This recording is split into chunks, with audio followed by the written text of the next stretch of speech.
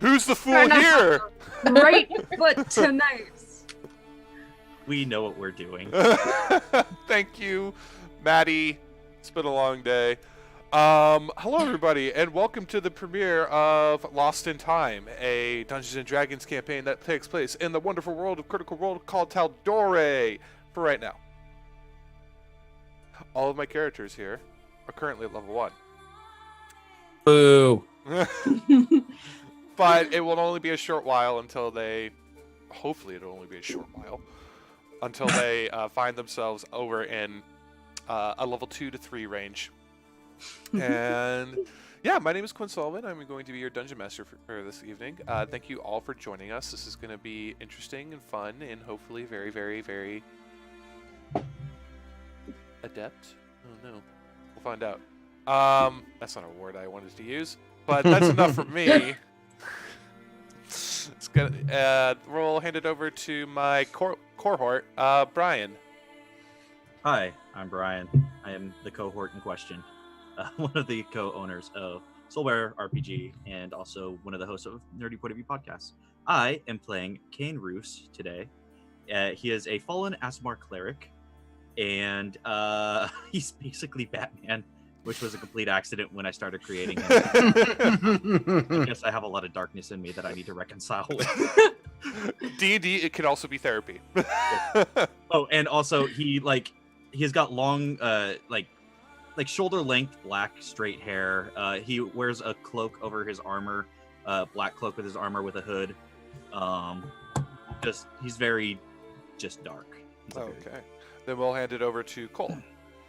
Hi, I'm Cole. You can find me on Twitter at King Cole Miner. I am playing Val, a drow half-elf warlock. Val is from a lovely little place over in Pridehammer. Very tall, very thin. I don't want to say she has a bowl cut, but it's very obviously she did it herself. Gotcha. And didn't do it well herself. And has like what used to be long, flowy white, I guess like dress, but it's been covered in like dirt and blood and like other stuff. Okay. That's it. Batman and a bloody warlock. Let's get at it, and then we'll go over to Dana. Hi guys, I'm Dana. Tonight I'll be playing Esme Burnsong. I am a Fire Genasi barbarian of the Fire Ashari. She uses a glaive as her weapon, which I don't even really know how to use them. Should probably look that up. 1d12 plus your strength modifier, or dexterity. It's a d10, it says. Oh. That's what D&D Beyond says. Okay. I might be thinking of halberd. Oh, no. Halberds are also a d10. Oh no. Oh well, then I don't know shit. Very, very pale. Like if she stands in bright light and you look at her too long, it's very blinding. She has red everywhere. Her hair is normally a dark red kept up in a high ponytail. And her eyes are gold amber color. So she's kind of awkward, but we'll get there. All right. You kind of broke up a little bit there. Yeah, you're free. You're kind of like freeze framing a little bit right now. My internet is shit. Little bit. It's all good. We got the skin color, we got the hair, we got it's kept up in a what type ponytail. I don't know if we said you were tall or not. Yes, she's 5'9". Gotcha. She's gonna be a vicious little devil. I am sure of it. But without that, I say let us begin with What about Derek? Derek. I am so sorry, man. Look at that pout. Oh man, I'm so sorry. Go on. It's okay. I was the last to show up anyway. Hey, I'm Derek. Today I will be playing as Pierre Dupont. He is a human fighter, and he is 5'10", about 180 pounds, olive skin, looks a little bit like Brian's character because he's got long black hair that's kept back. He's also got like a black goatee. Okay. And he has a strange package that he carries with him. Okay. And what is your background as a fighter? Are you a city watchman? Are you a noble? Kind of a bodyguard for hire. I went with soldier as the background, but Okay. really just a bodyguard for hire. Okay, so we'll say that you ran across some merc vets along the way, and yeah, no problems, no problems. We could roll with that.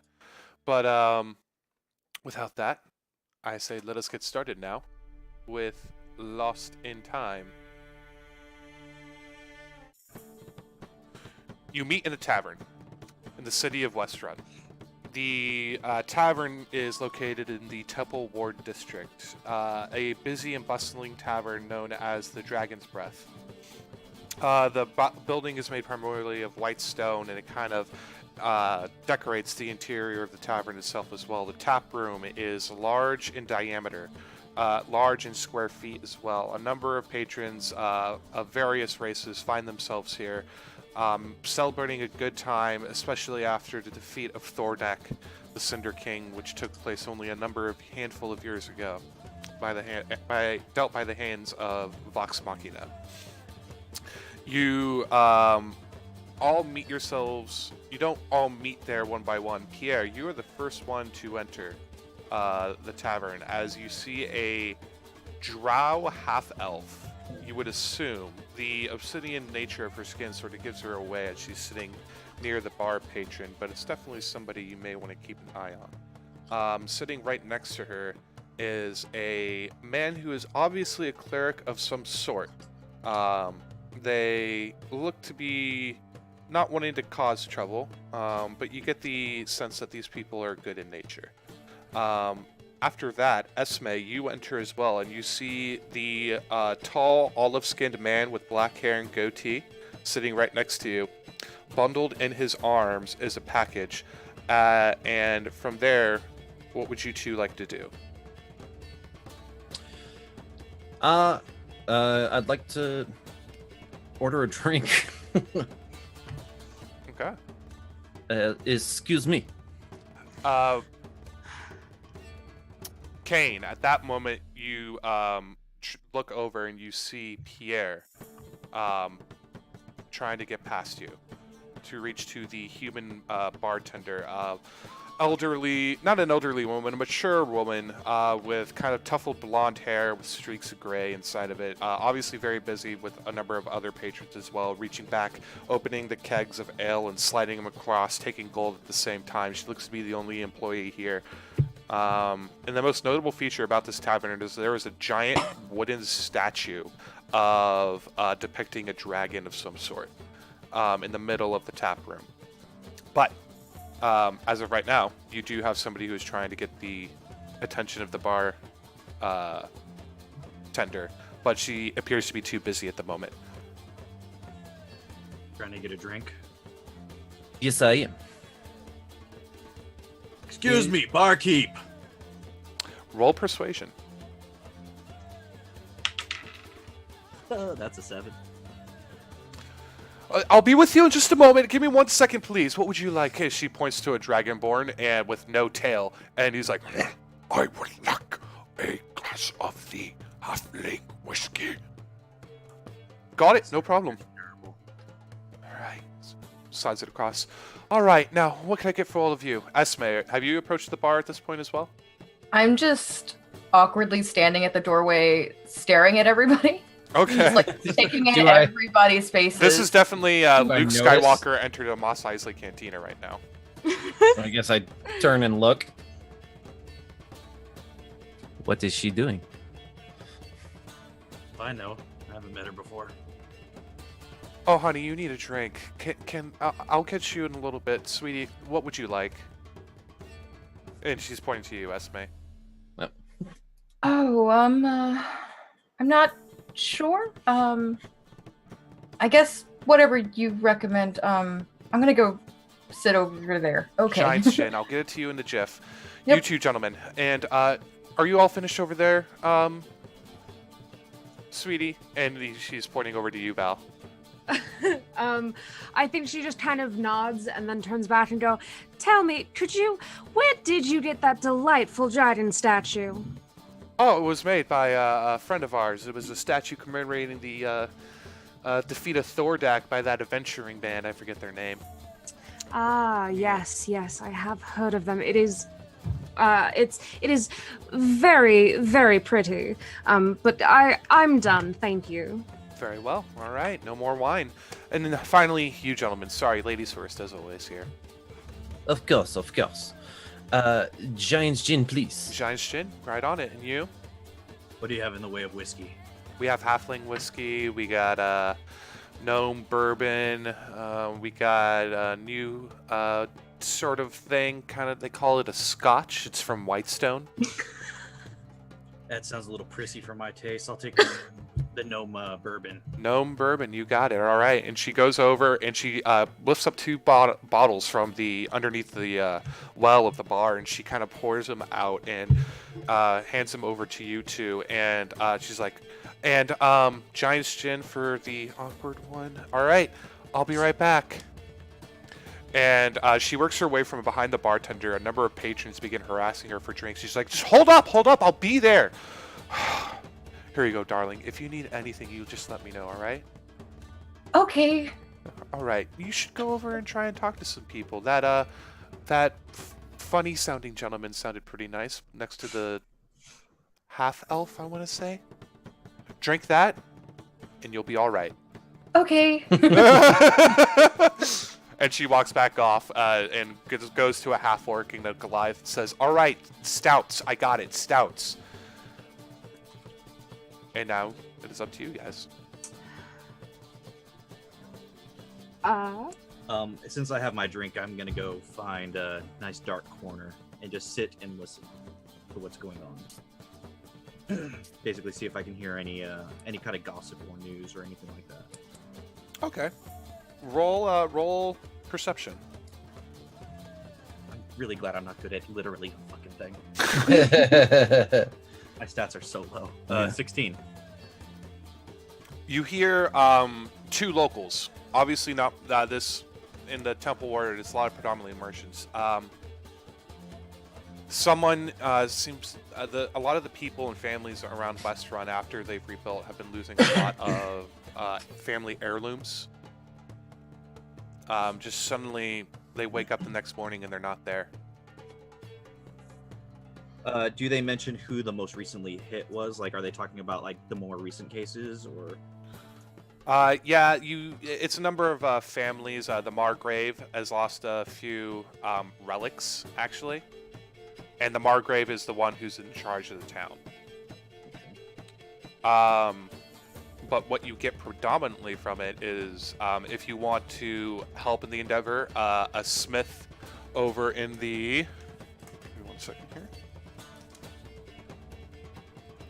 Over in the Market Ward is paying for adventurers to go out and solve it. And the locals seem to have a strong liking towards this smith. Okay. And as I'm like getting that information, like when I'm, when they're kind of move on to another boring topic, I just kind of keep an eye on the other three of these people and kind of try to gauge what they're about. I actually want to walk over to him, to Brian's character. Okay. I don't believe I had the opportunity to say thank you for assisting me at the bar. Well, considering it wasn't very helpful, you're welcome anyway. You might not have heard of anyone hiring, say, bodyguards, or do you know of any work to be done around here? I might know of some work. I don't really have any leads on it yet, but I hear there might be something promising to be tackling somewhere in town. I want everybody to roll perception checks at this point. 16. 13. Ooh, 23. Oh, I'm sorry, Right. 15. Brian? 10. Okay. Pierre and Val. What you notice is a creature of some sort has stealthily made their way through the bar. It's crawling and creeping along the hall, along the floors, and it's definitely dodging out of the way of everybody's feet. and it has now reached towards Esme's backpack, and it is about to take it away from her. I want to like slide over to Esme's table. Okay. And just be like, that is an adorable backpack you have. Do you mind if I asked where you got it? The creature scuttles and runs underneath the table. You can't feel it. I pull the chair out and sit down and just go, it is just lovely. It is so hard to find some well-dressed people around here. I mean, not that I have anything to say. I've been traveling for quite a while. Where are you from? I'm not from here. I'm from... Well, obviously, Pyra? That does make sense. You do seem to be from there. Listen, I don't know if you've seen it, but apparently we aren't alone in this bar. Well, I suppose that is obviously true, but... I mean, yeah, I would think so, maybe. Can I, like, glance under the table? Yes, and Pierre and Val, what you both see as you successfully saw it is a strange, small, draconic-looking creature about 2 feet tall, kind of crawling underneath, and he's like... Can I scoop him? Can I scoop him? Yeah, roll to hit. I want to pick him up. With your... yeah, so roll me a grapple check. And grapple is... It's your strength modifier, I believe. I got a 0. And it just scuttles and starts running away underneath. And not even in a stealth fashion anymore. And what you see from this moment are 3 other kobolds crawling along the roof. One with wings sprouts down and begins flying underneath. And I need everybody to roll initiative at this point. Okay. All right, well, I'm not using this dice ever again. Oh, that wasn't good. Fuck. That was not good. Okay, and where are my d20s? I was prepared. Okay. Where are you, my friend? Okay, 20 up. 15 through 20. 17. Roll-offs, please. Tell me who gets the higher number. Are we still adding? Or just straight roll? 14. Straight roll. 17. All right. All right. 10 through 15? 10. Okay. And then Pierre. Yay. All right, Esme, you're the first one up. The strange creatures have the one with wings has swooped down. The other 2 have fallen down onto the roof. One of the kobolds has like this large backpack with all sorts of trinkets and items abound it. The kobold that Val was holding is already scattered away about 30 feet. As of right now, the kobold with the large backpack is 15 feet away from you, about to attack, and the other wing kobold is flying overhead with what appears to be like a hand crossbow, but he's wielding with 2 hands. Which one would you like to attack? How high is the winged kobold? About 30 feet up. Okay. Can I climb on my glaive? Uh-oh. What's the reach of your glaive? 10 feet. It would just be out of range, unfortunately. Okay, I'll go for the one that's closer. You could climb onto the wooden dragon and like attempt to hit it. Oh my gosh, yes, please. Okay. So you sprint over, you reach out your glaive, and you run across the spine of the wooden dragon. Roll a hit. Oh, that's a dirty 20. That'll hit. Yeah. I never rolled a d10 for damage before. This is interesting. That is 8 points of slashing damage. You run up along the spine, jump off of the head portion with your glaive. With 2 hands, you come down and you slice under the winged kobold, and it just kind of slices in half, and you land back down, and the other kobolds are like, and it is now going to be the Kobold Adventure's turn. And he has an ally within range, so he is going to attack you. And that is going to hit. And what comes out from you is a... Let's roll a d6 to determine. Okay, I need you to make a dexterity saving throw. Okay. 18. This is going to be good because you're going to take 4 points of fire damage, halved, I'm so resistant. 2 points. So you're going to take nothing as a fire genasi, and Wow. and now it is going to be Val's turn. Now that is an interesting trick. How far is the dragon that has the backpack? He is about 15 feet away from you right now. Okay, I'm gonna move 5 feet closer to him, Okay. and I'm gonna cast poison spray. Okay. What's the save? Constitution 13. I'm just gonna fail. Oh, 20. Ugh. Not natural, Okay. but still. Ugh. Great. And then he doesn't get anything. Okay. So yeah, you cast your poison spray, but it just kind of goes all over the backpack as you were flanking him from behind. He was attacking Esme, and you notice Esme just kind of like burn like this alchemist fire hits her straight in the chest, and she just kind of absorbs it all. When you get that backpack back, I wouldn't put it too close to your face, darling. Okay. And now it is going to be the other kobold's turn, and they're gonna run up. The other 2 kobolds, and they're gonna run up to save their leader and attempt to attack Val. So that is not going to hit.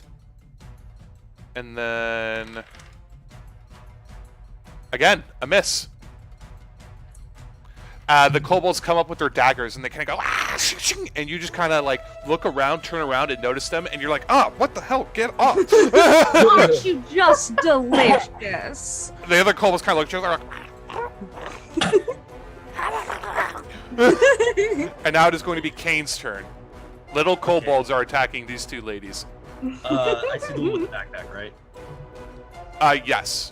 Okay, so it's currently preoccupied with attacking her. So would that give me advantage on the attack if I do a ranged attack on it? Yes. Okay.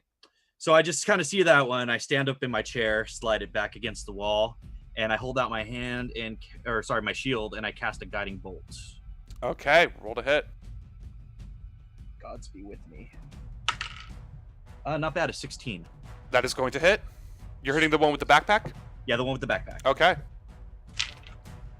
Because basically, after what I heard, I realized that I don't want that stuff to go anywhere. God, that was awful. That was real bad. 9 points of radiant damage. 9 points. I rolled a 6 and 3 ones. Okay.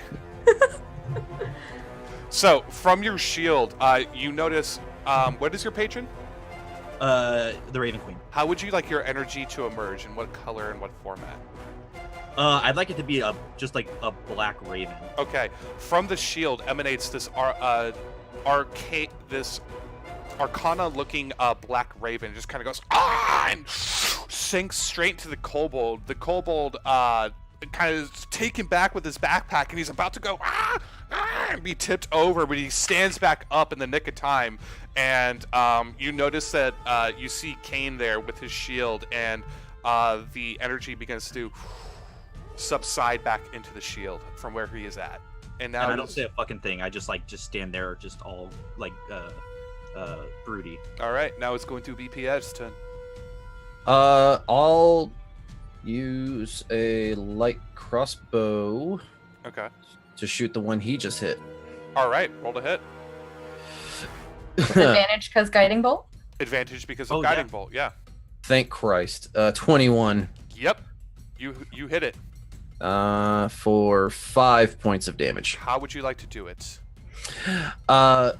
So it just got hit with that, what Brian just did. So I guess like as soon as it return once it's done recoiling, it just catches a bolt straight through the head. Okay. And from it stands back up and it's like, and you just see a crossbow bolt just go, and then it falls back down onto its back with the giant backpack, and it's just kind of laying there on top of the overstuffed bag with its back on the floor. And now it is going to be top of the round. Esme's turn. You currently have 2 kobolds attempting to attack Val, so you have advantage and are flanking them. Cool. I'll just smack one and be like, no, go, get off. Yeah. Okay. I'll take the 22. Yeah, that'll hit. Okay. 9 Okay. points of slashing.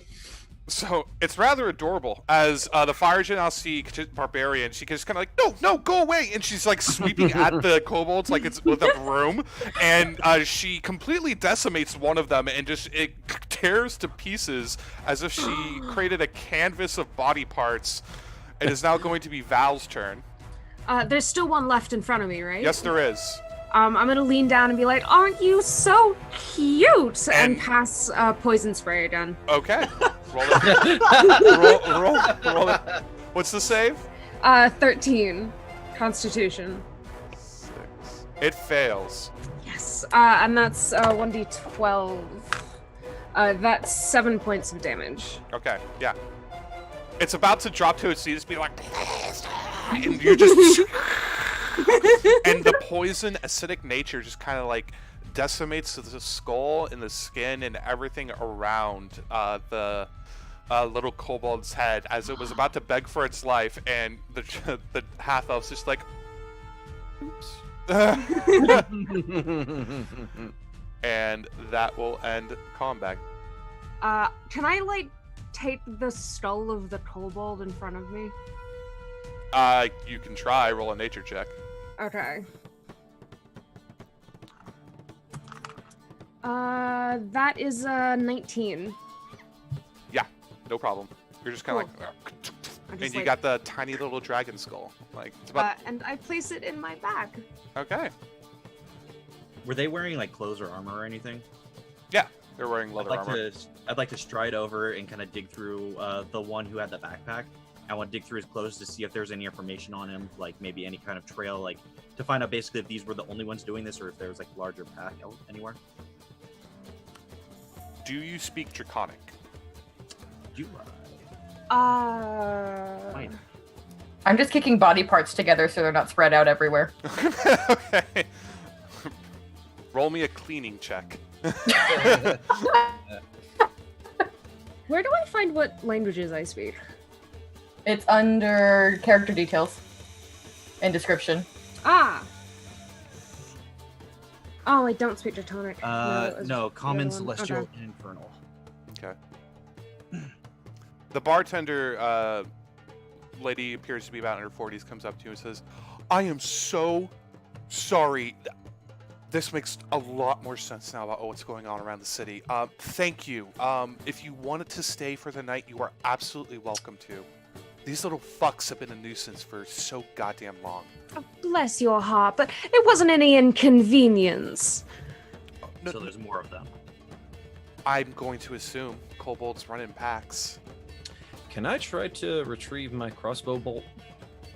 Oh yeah, you do it no problem. You just Okay. Yeah. There's no check required from that. You just got to remember to do that. Yeah, I'd like to. So I do that. Okay. No, I apologize. It is a nature check. As you are trying to extract the bolt out of the. 14. Yeah, no problem. Cool. Done this before. Place it back in your bolt case. Yeah, I'm a. Filthy creatures. Thank you, sir. I really do appreciate what you did. And I just offered everyone here a free night stay. Drinks will be on me for the inconvenience. Darling, I am so sorry. And Now, she's I pointing will over take to you up on Esme. that offer. Of course.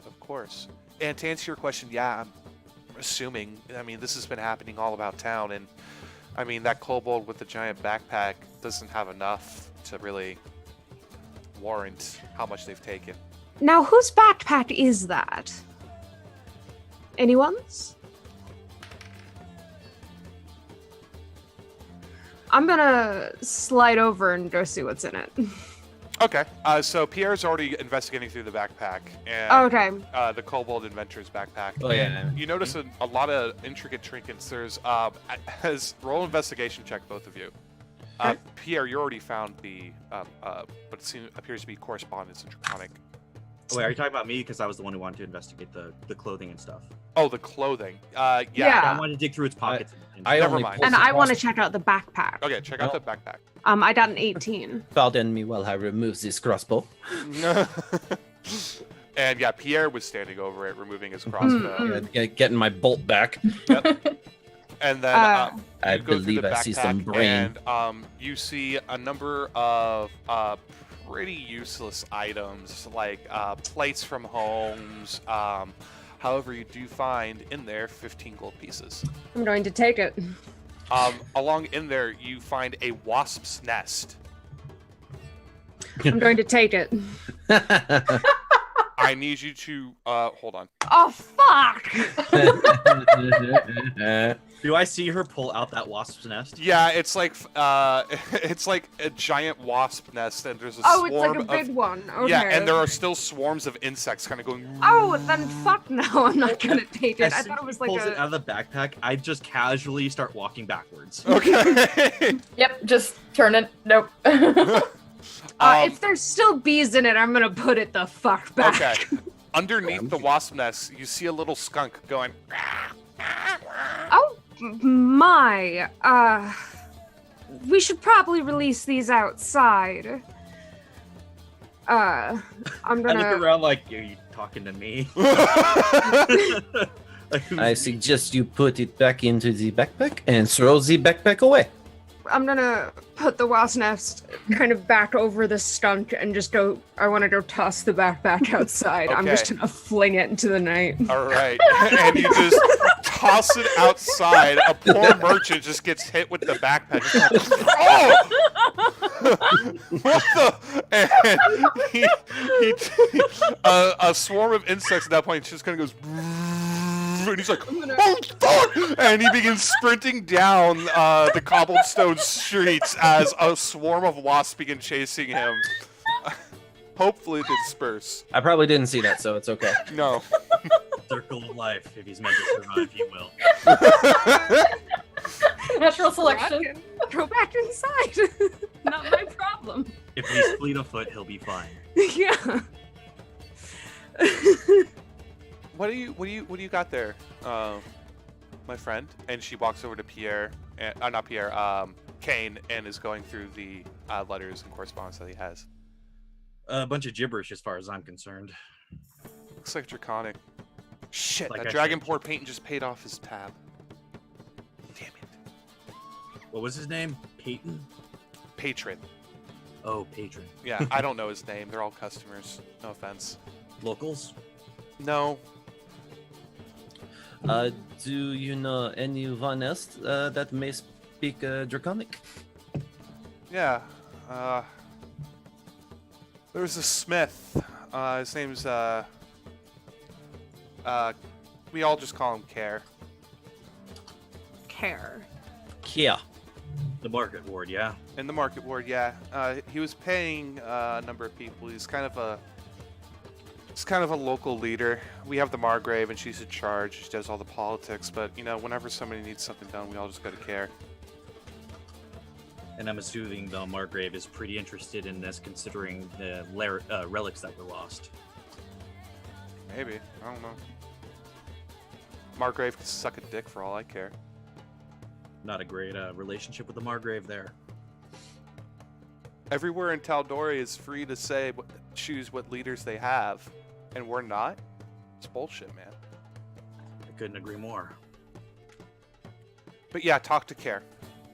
He's been looking for somebody to deal this up, and please stay for the night. I absolutely insist. We have rooms for all of you, and we serve a lovely breakfast in the morning. You all can hold yourselves in a fight. What do you say we go do this together? Of course. Sure. Well, I don't see why not. Lord knows we don't have to stick together in the long run, but a little backup if there's going to be that many of them wouldn't be a bad thing. Not doing anything else? Not at this moment. I was looking for work anyway. Yes, you were, and this was the work I was really about to tell you about before we were so rudely interrupted by those fucking lizards. Look down at it like, ugh. All right. And okay, let me get the keys to your rooms real quick. Mhm. And she runs back behind the bar and lifts up about 4 keys and tosses them. She runs back over to you, hands you each one individually. I mean, they're double beds each, so if you want to shag up together, you can, but you each deserve your own room. EQ. Thank you. No, thank you, and you're always welcome in this tavern. Let me Thank deal you, with Kat. the rest of these rowdy fucks. They love a good fight. They're all cheering you on as you were as you were fighting these little kobolds, and you get a few slaps on the back from like a Goliath every now and then, or maybe like a half orc, like real tough looking dudes, and they're like, "Good job," and they kind of like rub the top of Val's head too. Not bad, not bad. And you walk up the stairs onto the second balcony, turn right down the hallway, and you see a number of a hall of doors. And you kind of look to your keys. You have rooms 1, 2, 3, and 4. Simple as that. And as you enter, it's modest. It's nothing to scream about. But you kind of test out the bed, and it is really soft. Ooh. I say a prayer before I go to sleep. Okay. I'm gonna put my package underneath the pillow and go to sleep. Okay. As you kind of put it underneath, you hear, "Oh, that's where that was. A lot of that. I heard that." Where's that coming from? Nowhere. You don't know. Hello? No response. I lay down slowly. And we'll describe your package as it is sort of like a real mahogany, like a real hardwood, like a good mahogany with a fresh stained coat, mahogany. with a golden lock on it, but you do not have the key. Mm-hmm. You just How woke big up, is- but you just woke up with it one day underneath your bed, but you cover it in a wrapping so nobody pays any mind to it. Right. How big is this thing that he carries with him though? Is it like briefcase size? Is it like longer? No, it's kind of yeah, about the size of like a small satchel, Okay. but it's a wooden box. Yeah. Okay. And I guess it has a handle on it. Yeah, so it's like a briefcase. kinda. Yeah, kind of like a small briefcase. Yeah. All right. And then you do that. Esme and Val, would you like to do anything before you go to bed?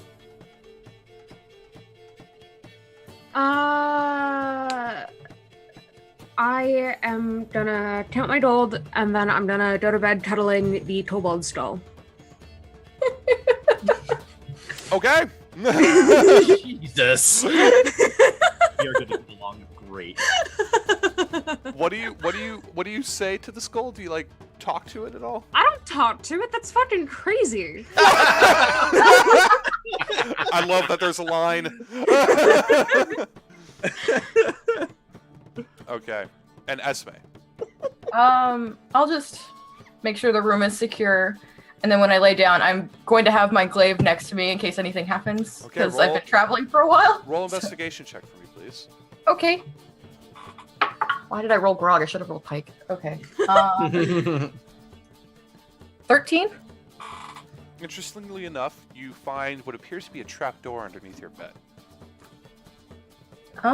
Is it locked? Can I check? It currently is, yeah. You try and open it up as you were kind of like, you saw the carvings. There wasn't a handle to pull it up. So you kind of try and dig in between the floorboards and lift it up yourself. But it appears to be locked from underneath. Can I yank it open?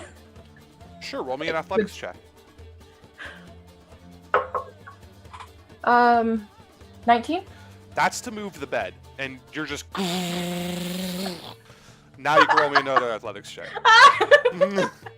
And you all hear the screeching of wood, the bedposts on wood. It's very loud from all within your rooms. That's a 23. Yeah, I'm getting up. It goes. It just bang on the wall like an old man. Some of us are trying to sleep. I'm sorry, there's a trap door in my room. Yeah, What's I'm in- definitely getting up. What? Her door is currently locked, so you can Yeah, I'm attempt gonna knock on the door knock first. on the door. Yeah. I'll open it because they were yelling at me. I'll take the I'm time just to put my armor on Look first. at it. Look at this. I'm gonna just push past and be like, "Do you have any idea what time it is?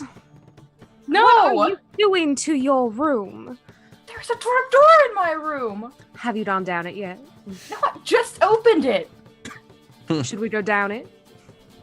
Can I look at it first? It's about a 10-foot door that opens kind of vertically, and the steps descend down into darkness.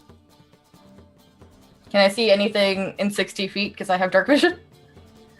Or is it just stairs? Within 60 feet, yeah, there is a end to the stairs, and it appears to be a dirt pathway of a floor with stoned walls, sort of, Oh, and it goes I outwards. cast. I can't do dancing lights yet. Have I shown up yet?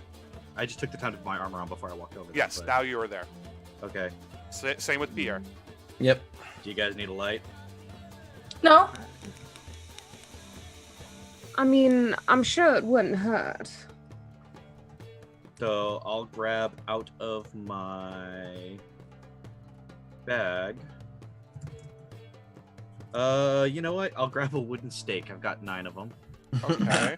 Cast light on it and Okay. throw it as far in as I can, like a basically a glow stick. Okay. You do, and it just hits the bottom of the stairs and goes. Did we notice anything like on the walls as it traveled down? Just stone. Well, it looks pretty Um, clear. This was under your. That's weird. You think it's to like the storeroom underneath or something? Was If it was, why would they put it under your bed? Not for safekeeping, obviously. was it locked from your side or was it locked from the other side? Can I check from where I just yanked it open? It was locked from the inside. Inside. Why would they put a trap door in your room that you couldn't access without destroying? Which means that it's for someone coming in here, not someone leaving. I don't want anybody in my room when I'm sleeping. Yeah, it's a little weird and creepy. This is, you see why I checked. You see why I checked. This is okay. You mean why you created an extremely loud ruckus that roused all of us from our well-deserved and much-needed sleep? Yes. Yes, I understand. Can I cast Produce Flame and just start walking down the stairs? Because I want to know what this is. Okay. And as you enter the hidden tunnel, your produced flame ignites a long hallway that still extends outwards. Darkness sort of blocks your view. Would you like to continue down?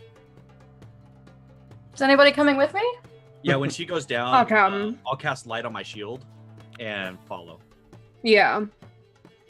Yeah, That, I'll gives, go down there. 20 feet. That gives 20 feet of light. Sounds good. And as you guys travel downwards for what appears to be an hour or two, maybe, An hour or two. Holy crap. we'll take a little bit of a break as the party can now level up to 2. Nice. That was fast. And Cool. we'll see you guys in a little bit. 10-15 minutes. Stay tuned. Be good. Level 2. Woo!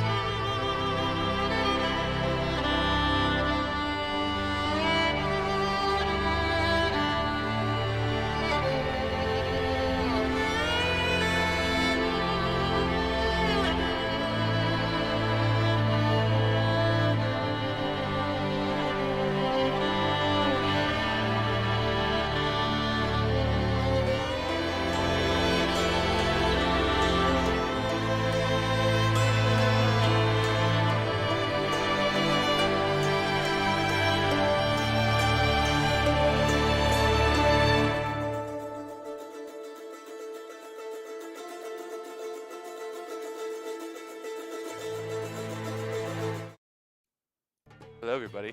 We're back. Hi. And as you continue down the long way, it takes you a good hour.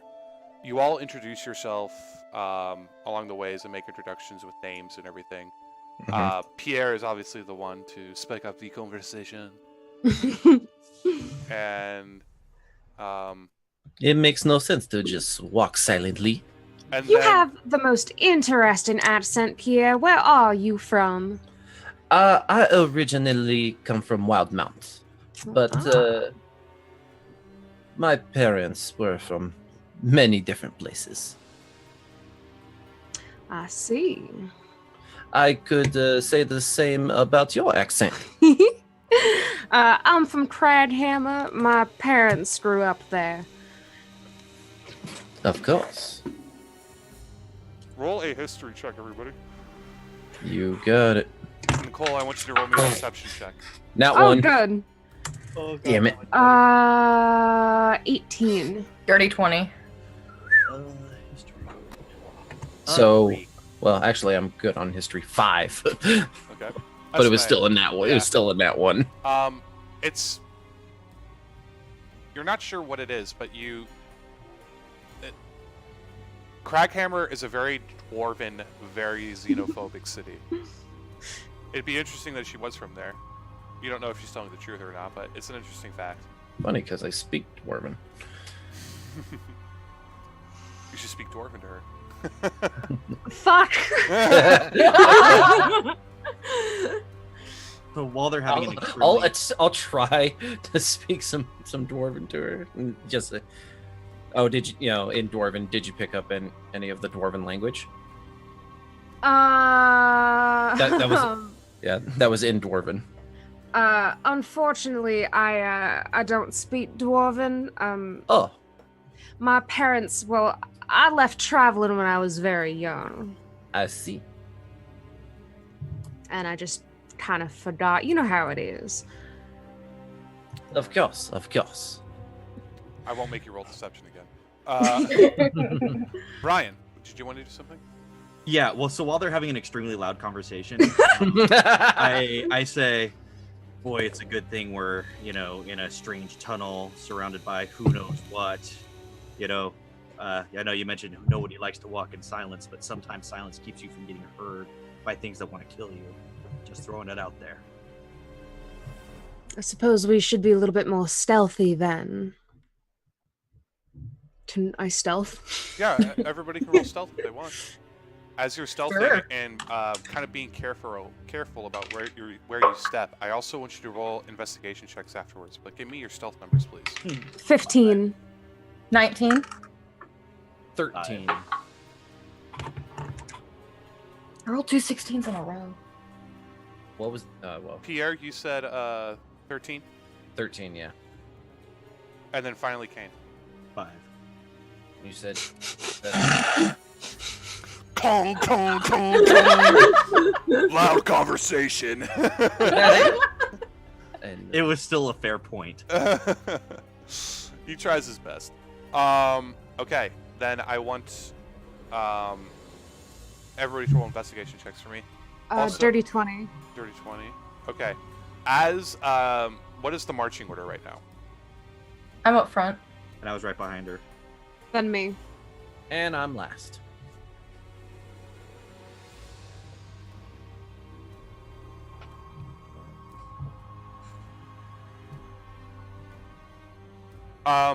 Esme, even with all of the, or no, Val, you notice that Esme is about to step onto what appears to be a trapped plate. Esme, please stop. I just stand completely still, not moving, with my foot lifted. Like, what? And I kind of like, excuse me, pardon me. Like, I rolled an 18. I feel like I would have seen that, but that's just me. Oh, you would have Oh. seen it. I'm sorry, I confused Yeah. your stealth. So you saw it as well, but Val saw it first with her 20 and stopped you right as you did. I kind of push to the front, and I'm like, does anyone here know how to disarm traps? Nope. That laugh was a character. I could I could give it a shot, but I don't have any tools on me. You can attempt to roll. Oh wait, no. Could I trigger it with my mage hand? You can. Fall back Okay. up. I have everyone back up. Okay. At least 30 feet. Okay. And then I think I kind of just like clap and then send it out. All right. A ghostly hand sort of emerges in a greenish sort of mist and presses down onto the plate, and upon which you notice a trap door from where Kane would have been open up, just sort of. It is about 10 feet wide in diameter. It takes up the entirety of the hall. Oh my. A little sand begins to pour down. I release it. Okay. And the trap reappears. Everyone, please be careful of that spot, and I'm gonna leave the mage hand there for everyone to like see where it is. Okay. It would be considered a 10-foot jump if you're not going to attempt to disarm it. You can no, you can't. So you would have to jump over it. That would require an athletics check. Does lifting off the button not bring the trap back no, up? you heard a clink. Okay. Okay. Well, no time like the present, and I just take off running. Okay, roll Yep. athletics. You are wearing heavy armor, so at disadvantage. Oh, Are you wearing shit. heavy or medium? It's chainmail, so Heavy. Yeah, so it's still disadvantage. is it heavy or is chain I believe medium? chainmail is Or sorry, it's scale mail. It's medium. okay, so no disadvantage. Yeah. Okay, so no disadvantage. I'm the one wearing chainmail. Oops. But Okay, so that's a dirty 20. Yeah.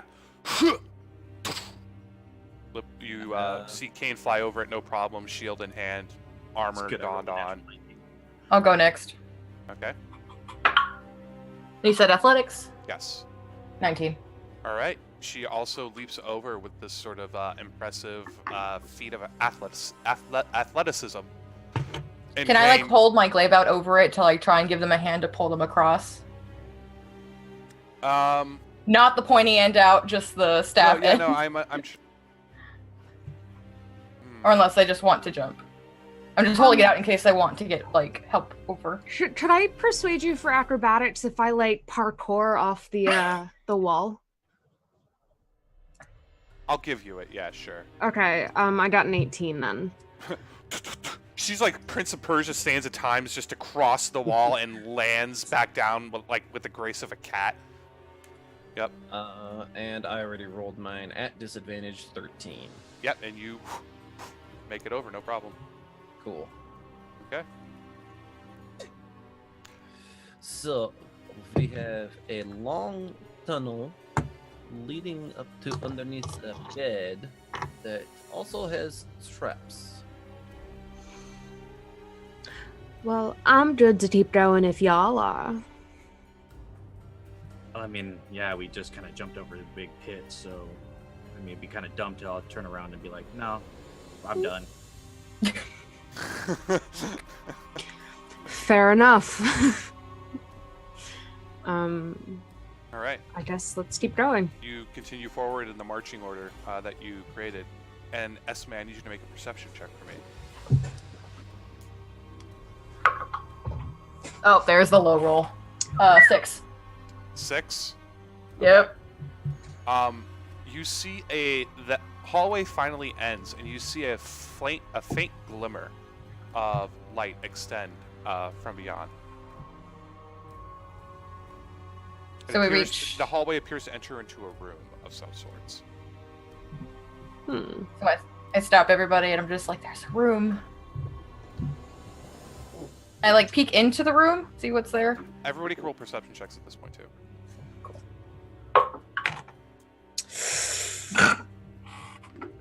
Oops. Nice. 10. 3. Oh, did we lose Brian? Looks like it. Okay, we'll come back, and it'll all set back in place, no problem. 25 for perception. 3. You hear the faint murmurs of conversation between what appears to be 2 bandits of some sort, criminals. They're talking about illicit drugs.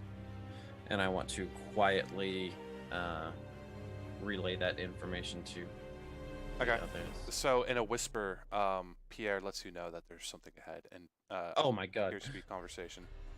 It is what it is, guys. Sorry. Look, it just looks funny now. Yeah. Oops. Go up real quick. Yes. Sit high. Okay.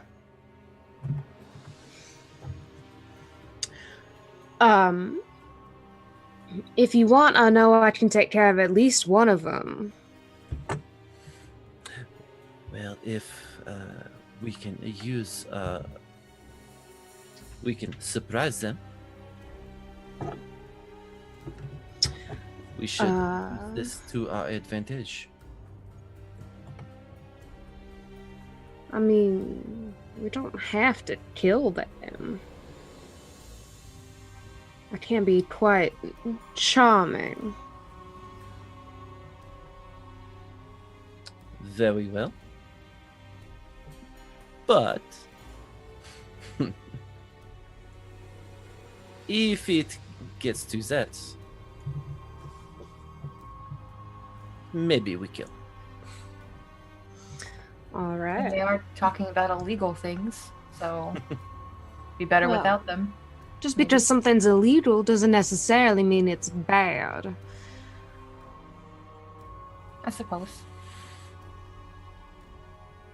I mean, Okay. I am gonna. Kane is oddly quiet.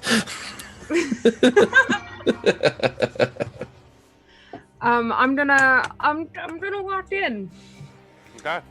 and be like, pleasant evening to you, gentlemen. So you I am walk down immediately a behind set her. of stairs that extends downward from your left and right, and kind of crawls down the side of the hallway. Mhm. And you notice 2 guards of some sorts. They have scimitars and light crossbows attached. They look pretty rough, and they're sitting in front of what appears to be a pool that has a waterfall at the end of the room, and the room is lit by an iron chandelier hanging above. Oi, who the fuck are you? What's going on here? They take out their scimitars. Oh, now, gentlemen, there's no need for that.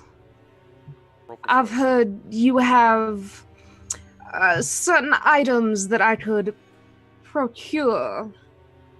Roll persuasion.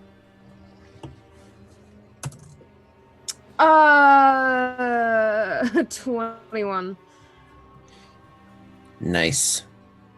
You came from Dragon's Breath. I most certainly did. I hope they told you I was coming. Who said you could come here? Why, your boss, of course. Roll deception now. And one of the other guards points out and says, "Ah, who are they? What's going That's on an- over there?" That's an 18. They are not to be worried about. I need some protection as I'm just, a sweet little drow Hey, she's half probably- elf. She's probably one of those high-class dealers. Gus, I guess. Well, I'm glad you can recognize prestige. Yeah. I'll lead you in. No problem. Come on. May my bodyguards assist me. Roll persuasion. That is a nat 20. Oh, yeah. Look, come along. No problem. And I turn and just kind of like motion for the others to come. She did it. What this way? Lucky Yeah, you're and here. we've- We've been running into some real bad problems with the most recent Sweden shipments. He Oh, opens up really? a door. Oh yeah, It's really driving away customers. A lot of people have been overdosing on it. And Well, that is a shame. Some people don't know how to handle their well, it's not just that. enjoyments. We think it's spiked or something. Well, really? Right. Well, you know, folks up at Emon are pissed about it. We're trying the best to take care of it. All right, come on. And you're traveling down what appears to be a large cavern made of black stone. As you enter into the hallway, opens up into a large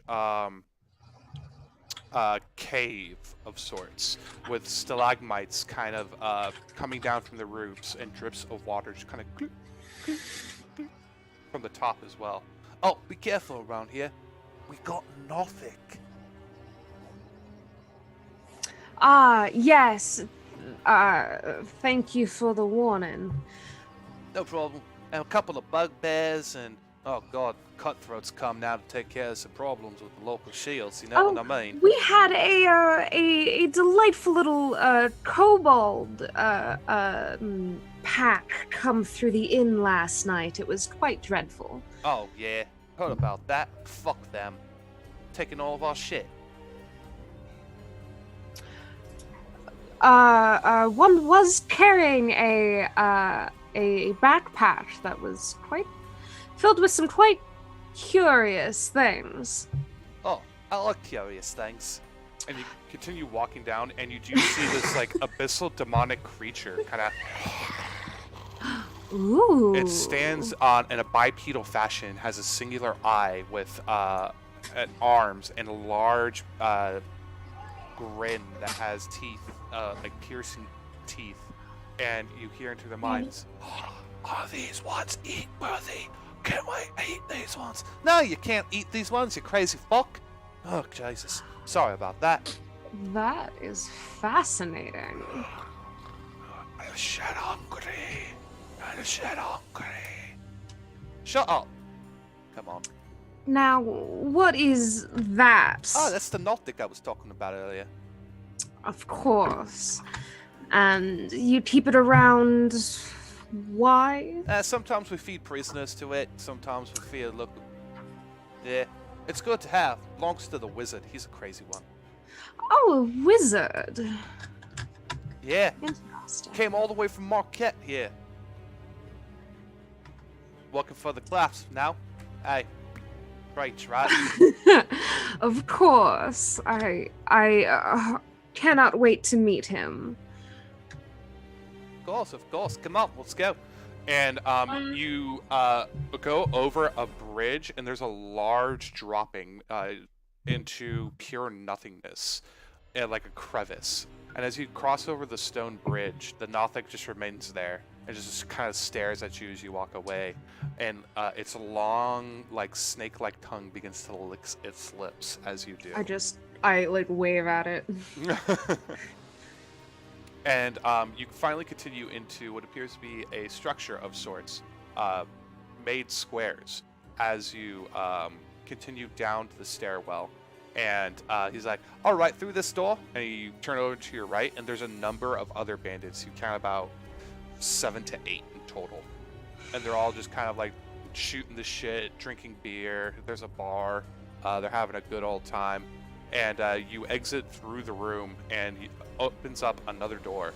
And as you go through that door, you go down another stairwell deeper into the caravan. And he finally goes through another door and another door until he's like, all right, wait right here. And you find yourself in what appears to be a study, like a library of sorts. There are a number of books about and a desk with a number of correspondence and notes. And I can fix that in a little bit. As you, he's knocking on the door. Alanan! Alanan! You there? Alanan! Must be doing some sort of spell shit. Give it a minute. Of course. And you hear a loud, what the fuck? Shit. I can't believe that. What? What is it? What does it want? And what you see is a olive-skinned man with like thinning black hair and a kind of like a twirled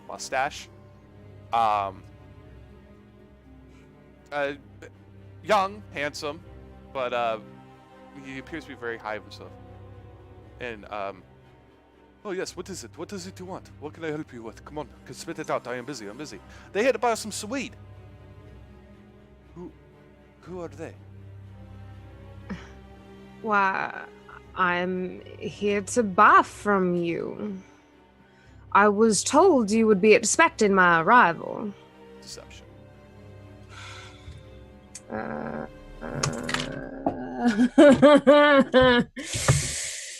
It's a 7. Ah, right. Everything good on that? Everything is fine. Come on in. Close the door. Got a boss. Everybody, come on in.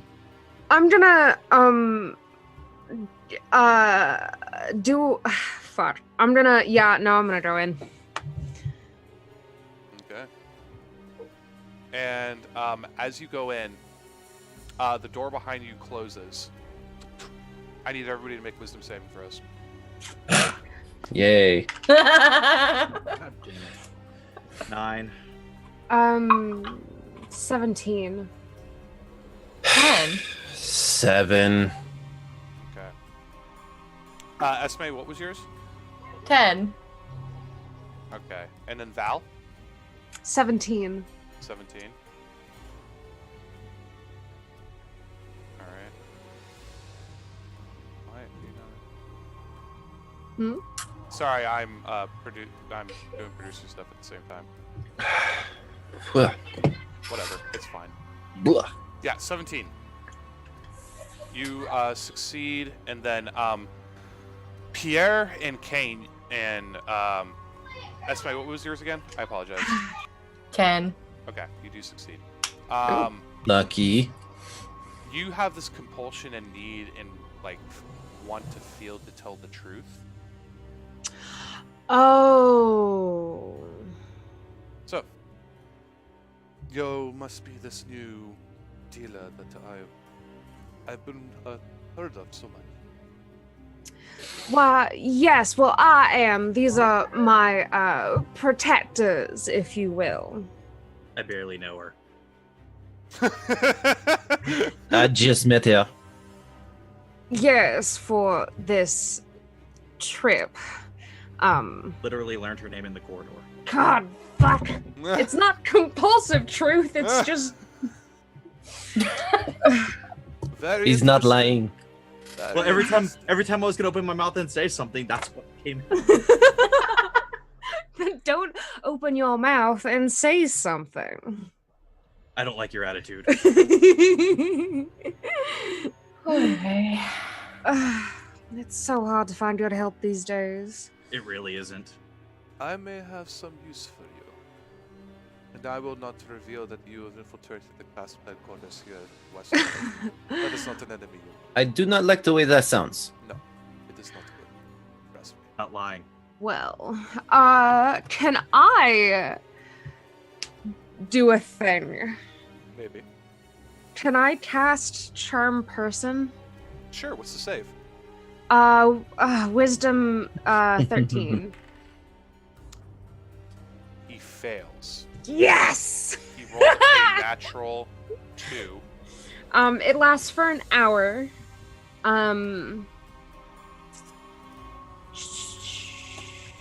Yeah, it lasts for an hour. Charm creature regards me as a friendly acquaintance. When it ends, they know I was charmed by you, and it also ends if we fight it. If we fight him. Wait. Val. Yes. I should have known. How are you doing?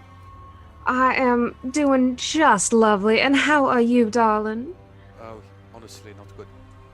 Oh, I heard you were having some overdosing issues. That's not the reason I came to this land. I don't care about that, to be honest. And, Oh. yeah. I'm very confused. Me too. They have their problems with their Swede and they could deal with it. It's not my fault how it became tainted. That is fair enough. So what is troubling you so much, my dear? trying to find answers to find my brother and his wife, my sister-in-law. What happened to them? Last I heard, they were doing well. Oh, they went missing. No. The sands of Marquet. I'm sorry, the what? You haven't heard. No, I just came to town. Over in Marquet, sandstorms are taking people. We have lost hundreds in the Bay of Gifts. We have lost thousands in Ankarel. Interesting. Well, I am deeply sorry for your loss. Take everybody, and they took my brother and his sister-in-law. I came to find his family here in Westruun to see if they may have learned anything, but apparently it is also a dead end. They employed an old family friend of theirs, and he is trying his best to. Well, if you are in need of help, I'm sure me and my bodyguards could lend a hand. Not a bodyguard. You keep saying that. Are you paying this man? No. Well, it's pro bono. I'm not a generous person like that.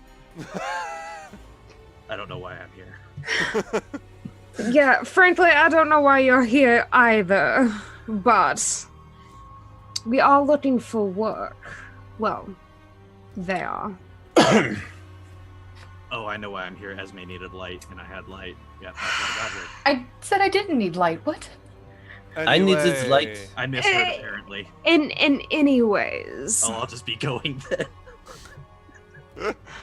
Yes, maybe you should wait outside. Anyway. Sorry. Please continue. You can talk to the family, see if you can get anything, or this family friend. Oh, that that sounds like a wonderful idea. What time is it? Around now, it's probably about 10 p.m. Okay. I whole know that we should probably go at least get out of here as soon as possible. Because we only probably have about 58 minutes left before he realizes what I did. Talk to Gilmore and Gilmore Glorious Goods. I have heard of him. Doesn't He has a store. Didn't that chain here, that Vox Machina tended to associate with him? I don't know. I don't care. I just wanted my brother back. That is fair enough. To come, compatriots, shall we go? We shall go talk to Gilmore. Thank you for the tip, and I promise you we will help you find your brother. Yes, just exit out of my. Oh, one moment before we go. Is it at all possible to purchase some of your supplies before we go? I would be very interested in saving it for an enemy or two. Sure. I will sell you the healing potions for 50 gold pieces. 50. I don't quite have that much. You know what? For old friends, they're on the house. Yeah. Oh, why, thank you so much. Of course. And you probably have like a minute to get out. Yeah, no, let's fucking go. Bye, Val. It was good seeing you again. Goodbye. We shall send you word as soon as God, that's British. We shall send you word as soon as we hear anything. Okay, Val. Bye. Bye. And you rush up the steps and you and you exit out, and you note the door is you unlock the door from the opposite side, and you come back and you close it, and you're in like a wooden shack of a building outside a fine estate of some sort of rich family's house, 3 stories tall. How many healing potions did I get? 2. 2? Okay. I will hand. I will keep both of them. How long does that zone of truth last? An hour. Oh, Zone of Truth. Oh, it's I'm an guessing area that's what it effect, was. isn't it? Yeah. Okay, so once I'm out of the area, I'm not like that. Yeah. No. Oh, no. good. What the fuck?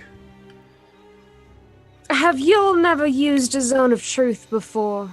I do not deal in magic.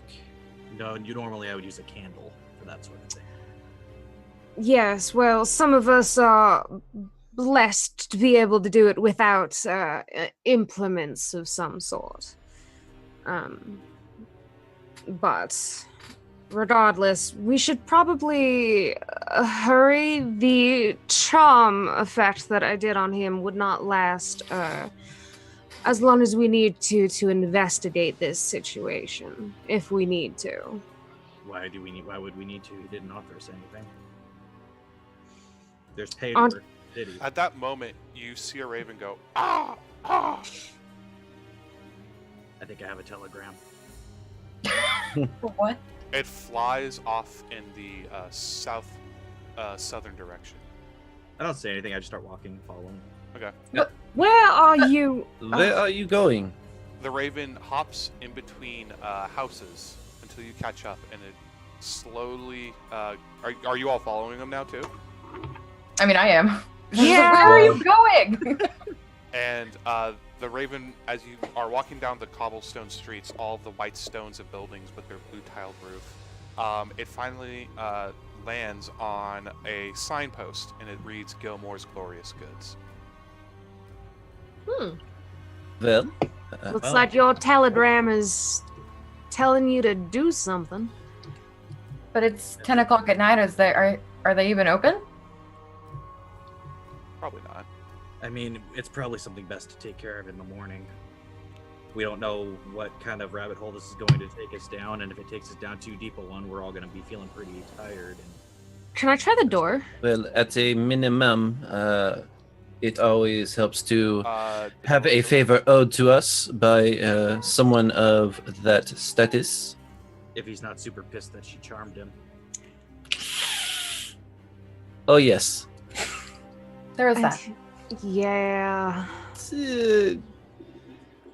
Details. Can I try the door? Is the door open? It is open. You know, I've seen horror plays that start this way. What kind of shopkeeper leaves his shop unlocked? The one that's still in it, and I'm gonna push in. When she opens the door, are there any lights in the building, or is the building dark? Dark. If he's home, he's asleep. And if he's not, we can always get some items to go. I'm not really comfortable with that. Oh, you are no fun. Little person. Can I call out, see if he's actually here? You do. You shout his name, and there is no response. I believe we have found our rabbit hole. Fuck, I cast light on my shield. Okay. The shield illuminates the area. So it doesn't. Is it a radius, or do you have to point it like a flashlight? I think it's a radius. Let me see. Okay. Should admit. Yeah, it's like a sphere, essentially. Okay. It Light. lights up everything around you. The store seems untouched. Like everything was stocked. There's no sign of a struggle of any kind. It just appears as if somebody was just like walked out the front door. Okay, and by the way, I'm keeping the light like a red light because you can change the color of the light. That way, it doesn't affect like any night vision or anything like that. Gotcha. So it's basically a bright red light for 20 feet, and then an additional 20 feet of dim light. Okay, sounds good. Okay, so it doesn't look like a struggle. Looks like maybe somebody forgot to lock the door. Can I kind of look around to see if it looks like anything, like there might be like a spot of dust with like a clear spot in the middle, like maybe something was taken or is missing? Sure, roll investigation. Batman, world's greatest detective. Are we all inside? Yes. Okay. Oh, wow. I'm gonna close the door behind us. Dirty 20.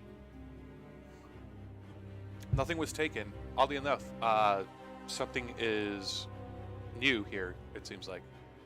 Okay. What is it that looks like it's new? It's a statue of some sort, but more of a container. You pick it up, and it's a humanoid figure sitting down. The body of a man, topless, and wearing a sort of skirt that you would never have seen before. It's embroidered in blue and gold, and around the pelvis region there is a sun. And but the most interesting aspect of it is at the very top of its shoulders is a falcon's head.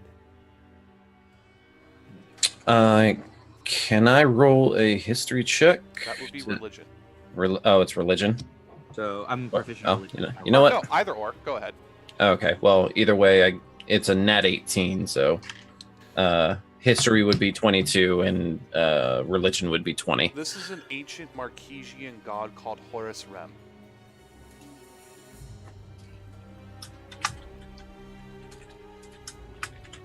I relay that. He is the god of sun in the ancient religions of Marquet. He's a neutral deity. Was Horus Ren? Horus Rem. Rem. Or Horus Ra, maybe? Check. Are there any other rooms, like any other doors that lead to other rooms? Yes, there's a back door, but it's not. It's more of like a curtain of beads than it is a door. Can I go check back there? Sure. As you do, you kind of enter and you push the beads aside, and you're just like, Nice. yeah. And it's empty, relatively. A lot of backstock of items, magical items. But the most interesting thing that you see is that there is like another trapdoor that leads to a cellar that is wide open. Oh. I'm gonna go back up and be like, guys, there's an open trap door in this back room back here. A lot of trapdoors tonight. You said this thing was a container, right? Yes. Okay. Why don't you guys go in that cellar real quick so I can open this puppy up, and then if something really, really bad happens, it only happens to me. I could just use Mage Hand again and open it up that way. Well, my point is we don't know how widespread whatever effect might have is, and 30 feet might not be enough. That seems pretty nice for someone who said he wasn't that generous earlier. For someone who said that we weren't friends, that you barely Friends, knew me. but it doesn't mean I necessarily want you to die before your time. Fair enough. There's a natural order to death. And just because I'm going to do something stupid doesn't mean that I need to take 3 others with me. Even if we're not friends, I'm not a monster. If you say so. I'm gonna go down into the cellar. Okay. And as So, you descend into the fascinating. cellar, Yeah. there are a number of wine casks or wine barrels that sort of surround the walls. But the most interesting thing you see is an illumination of a teleportation circle at the far end of the room. Ah. Do I? Is it still too late to use? Nope. It seems pretty active. Huh.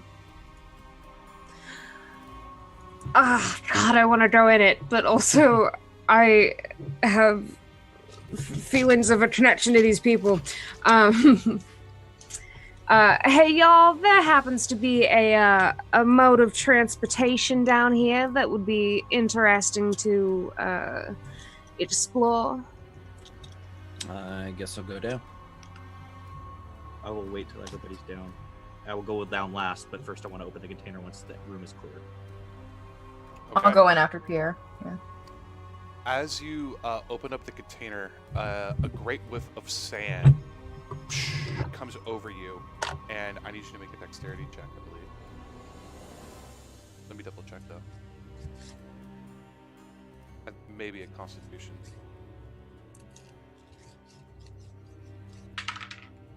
Oh, not bad. Either way, it's a 17. It's a constitution check. Okay, you succeed. but you felt this intense sense of rot just come over you, and it smelled like death as the sand blew into your face. It blinds you for a little bit, and you just kind of and you cough it all back up. It was dreadfully painful. You guys all hear that from upstairs. Climbing back up immediately. Is he okay? Oh, Does he look okay when I look at him from the back door? That No, was it does not look awful. good. That was terrible. Did he close it back up yet? No, it is lying open on the ground, and there is a scroll embedded in the. Was that the only thing in the inside? container? Yeah. Okay, I'm gonna grab that. I'm gonna close the container up, and I'm just gonna kind of like find my way to that trap. Hey, no, come here. Okay. Oh, I'm gonna lead him to the back room away from like the front door and everything. Thanks. That sucked, but it was worth it. And I hold up the scroll. I think, at least. What is it? I don't know, but it was protected by a very powerful, nasty magic. So it's got to be important. Ugh. Are you okay? Are you blind? Like, No, I'm fine. It was just, yeah. I just need a minute. okay. At that point, I want to unravel the scroll. Is it in a language I recognize? It's Marquesian. It's Marquesian, so probably not then. Probably not. Yeah. Okay. My guess is that this probably has to do with Marquet, considering it was in a vial full of sand that tried to kill me. And he mentioned something about sand. I don't know, that's just as close as I can put that together right now. Should we Either keep way, we the should close. sand? The sand is dispersed. It's sort Wait. of everywhere. Wait. The sand tried to kill you. Absolutely. Yeah. Mhm. Well, I told you there was probably something bad in it. I was right. Yeah. But we did get something out of it. You are correct. Okay. I guess I'm friendlier to you people than I thought I was. What about the teleportation circle downstairs? Yeah, tell us Yeah. about that. It's still of use. I'm not quite sure where it goes though. But I'd be willing to find out. Your curiosity will get someone killed. As long as it ain't me. I mean, I respect that. Well, I'm assuming, did we all work our way back down to the cellar at this Yes. point? Okay. So we all can see this teleportation circle? Yes, it's still illuminating the wine cellar. Are there any like markings or anything around it that would denote where it might go? Yeah, could I like study it and try and see if there's any sort of symbols or arcane like compass roses or fucking whatever? Yeah, like runes or anything? I would say it's more detect magic than anything else. But, I will give you an Arcana check. Can we both Okay. roll this Yeah. one? I'm proficient in it, if that makes a difference. That's only a 12. And a 7. Yeah, you guys don't know. what are you guys looking for? Well, I was trying to see if I could figure out where it is from, but whoever made this has far more experience than I do in crafting the arcane. There's one way to find out, and I Hmm. don't. You jump Yeah, in. Yep. I follow after. All right. oh, And away we go. that's what we're doing now. Okay. Esme hesitantly just kind of dips a toe in. Okay. And as you all come through the opposite side, you find yourself in a sandstone basement of some sort. Well, that didn't kill us, so that's a good start. Yes, it is. But Is it dark in here? do you hear screaming? It is not. The sun is okay. up, and outside, you can see through the cracks of the floorboards a number of people kind of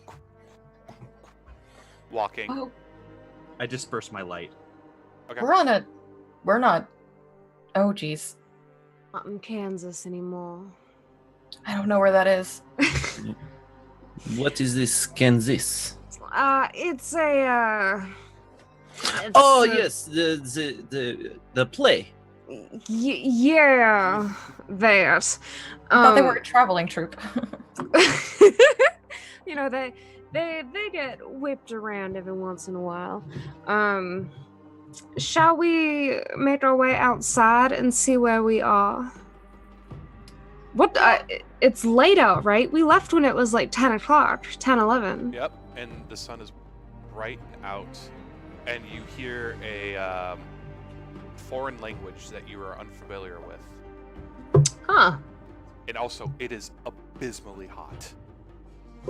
I'm fine. Yeah. You feel at Have home, a Esme. bad feeling. Have an idea of where we might be. I'm going to start Uh, heading up. I am listening. Okay, Esme, you start heading up, and what you see as you enter is a storefront.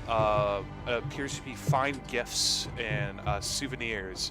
You kind of look around, and you see you look at an emblem of a bustling port city on a desert coast with a number of resorts on it, and from behind you hear, "Hi, Adudursian, what about?"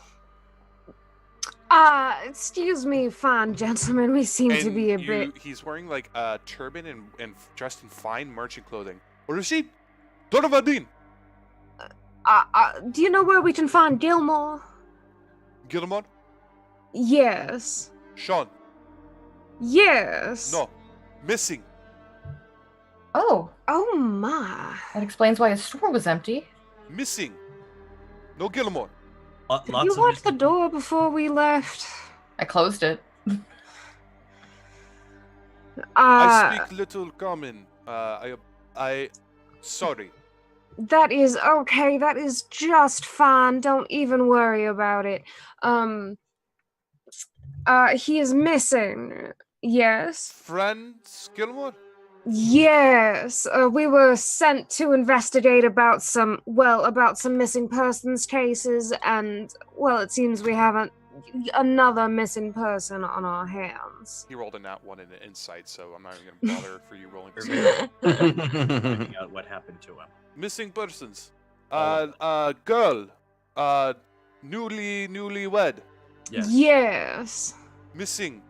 What others? Yes. Others. Sand take 'em. Do you know when? Sand is taking all. At night or during the day? Does no matter. Is there a particular spot in the sand that people tend to go missing? The city. All over Marquet. Ah. That doesn't sound good. Like the upgraded version of those kobolds. But for people, Yeah. Well, thank you for your help. I think we shall depart. And what is your name? Raken. Raken. Well, thank you, Raken. Raken. I actually have one more question, Rakan. Do any of these people have anything in common? Would he know that? No. Well, I mean, he knows of like some of the people who went missing, so I'm wondering if they share a common trait. My cousin. Your cousin was taken as well. Sand take. Sam took your cousin. Cool. Cool. Would anybody else know more about what's going on at all? Darakin. A Death. mayor, Death speaker. a necromancer, No, mage. a cleric. No. a funeral Prophet director. Speak. Okay. Doom. A soothsayer? Doom. Darket. Doomsayer. Doomsayer. Or might we find this Okay. doomsayer? All over Shamal Bay. Do they dress in any particular way? One woman, old.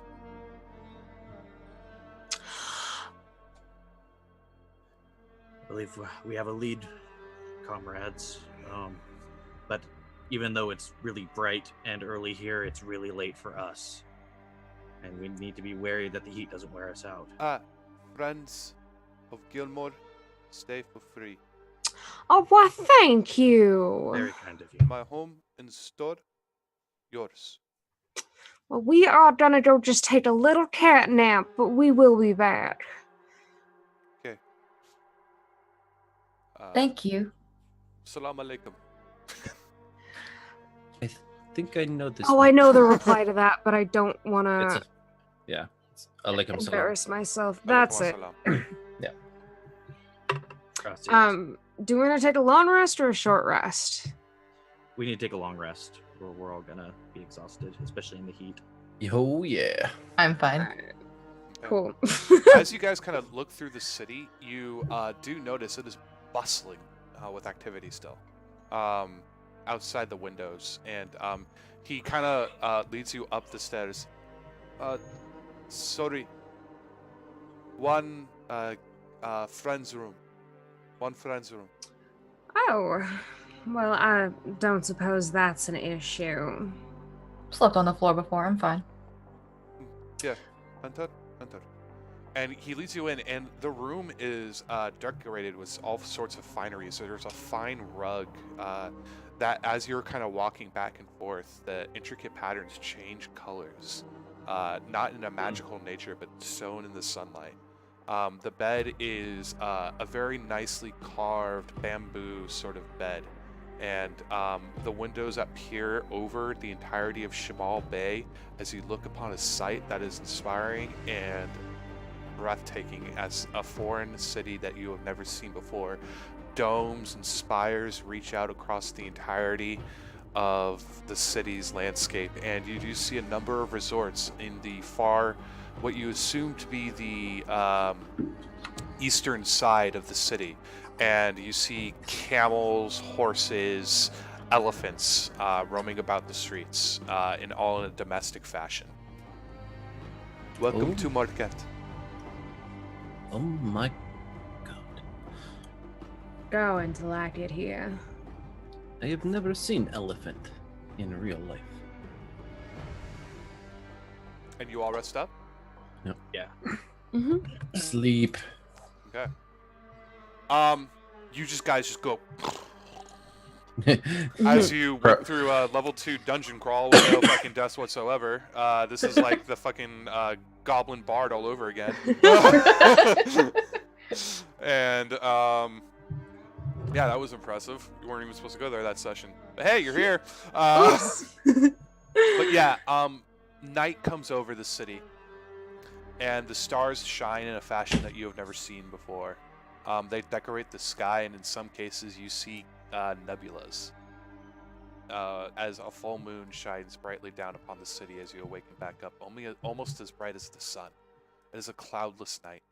You look upon and a number of illuminated buildings, the domes and the spires, all kind of bring this aura of light throughout the entirety of it, as the city, even at night, is still bustling with activity. Well, who's ready for an adventure? I believe we have already started. All right. Yeah. Gosh, this place is pretty. And It is quite breathtaking, yes. as you guys exit the building, a flying ship passes overhead and is reaching over towards one of the spires. Oh, wow. And that would have been the first thing. You guys would never have seen that before. They're an incredibly rare sight. There are probably like 7 flying ships in the entire world. Wow. How is that ship not in the ocean? I don't know, but I would like to find out. I would assume magic of some kind. And you continue forward, and you pass by a number of vendors and markets, and it's a lot of shouting and people trying to buy wares. There's a lot of haggling between what appear to be tourists a number of the guards are warning of, and one is warning in Marquesian, the other is warning in Common for the tourists, and you understand the one in Common.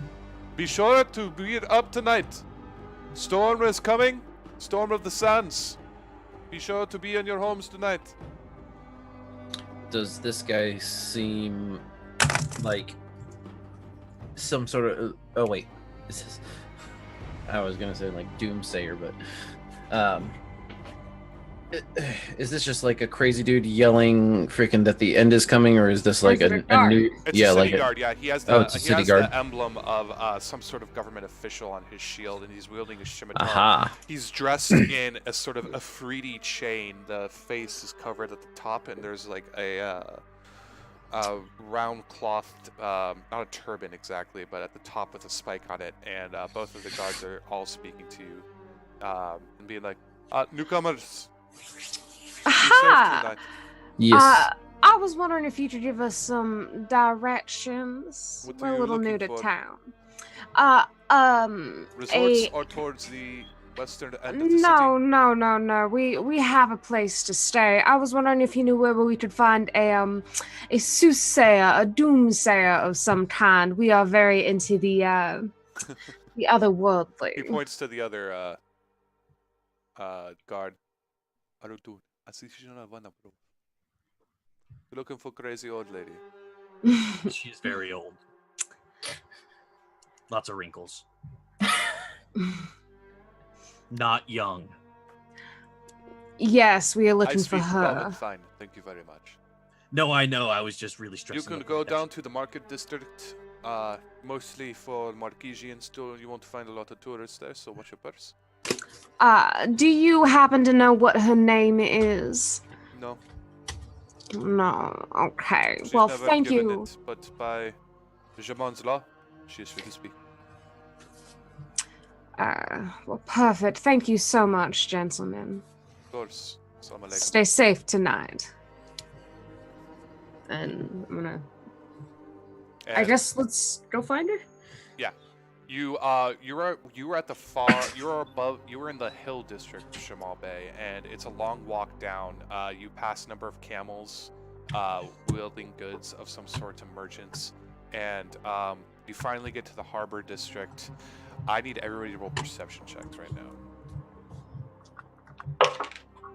Ooh, that's okay. Not bad. 17. Dirty 20. 3. Okay. I got a 22. All right. Kane, you notice a small urchin child attempt to pick your pocket and remove your money from your purse. I like kneel down to him, and I say in common, "Are you hungry, kid?"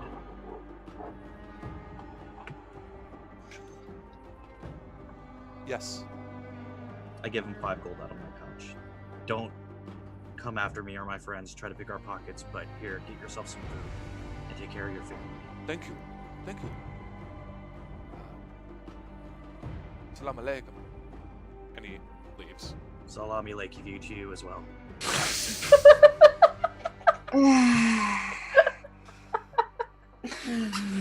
Hey, you're in a foreign country. He's a gruff dude. I'm doing my best. My intelligence isn't super high. Or low either, but Brian knows what it is. I do. I know what it is. Play your characters. And you leave out into... And the kid, before he leaves, lets you know what the proper response back is to the farewells and greetings. Thank you. That's good knowledge to have. Apologies for any offense. No offense. No offense. And he bursts out back into the alley where he came. A number of other children come up, and they kind of hold out the gold pieces, and they're counting all amongst it. And they run off to buy some food. And eventually you get to the market district, and the port end, the walkway along the bay is decorated with palm trees. along it, and the moonlight sort of shines its rays through the ferns as well. Fronds, sorry. And as you do, you notice in between two merchant stands an old woman. You have all forgotten. You have all forgotten in death. It'll take you all. Death. Death. Foreigners. It will take you too. What exactly is going to take us? She's Death? dressed in a tattered brown robe, wrinkly old brown skin, silvered grayed hair. She says, The old king comes to claim his prize. Ah, well, He will come for you. The Prize sands will come, all of you. Oh, I want to do something mean.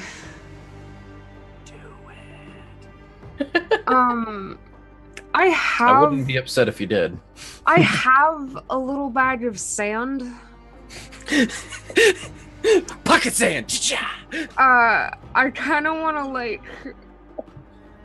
dump it in her hand and be like, "Death is coming for all of us, ma'am."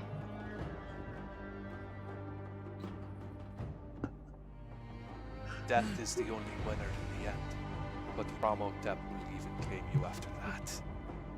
I'm sorry. Who? Sand will cover this place. Sand will cover you. Well, I suppose that is interesting.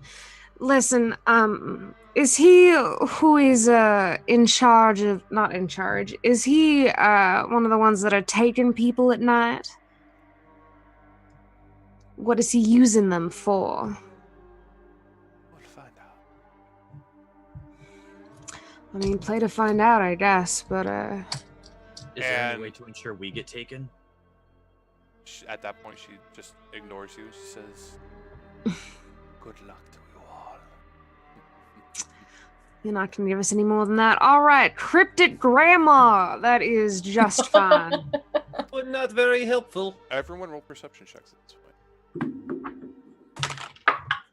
Oh, god damn it. A lot. 11. 14.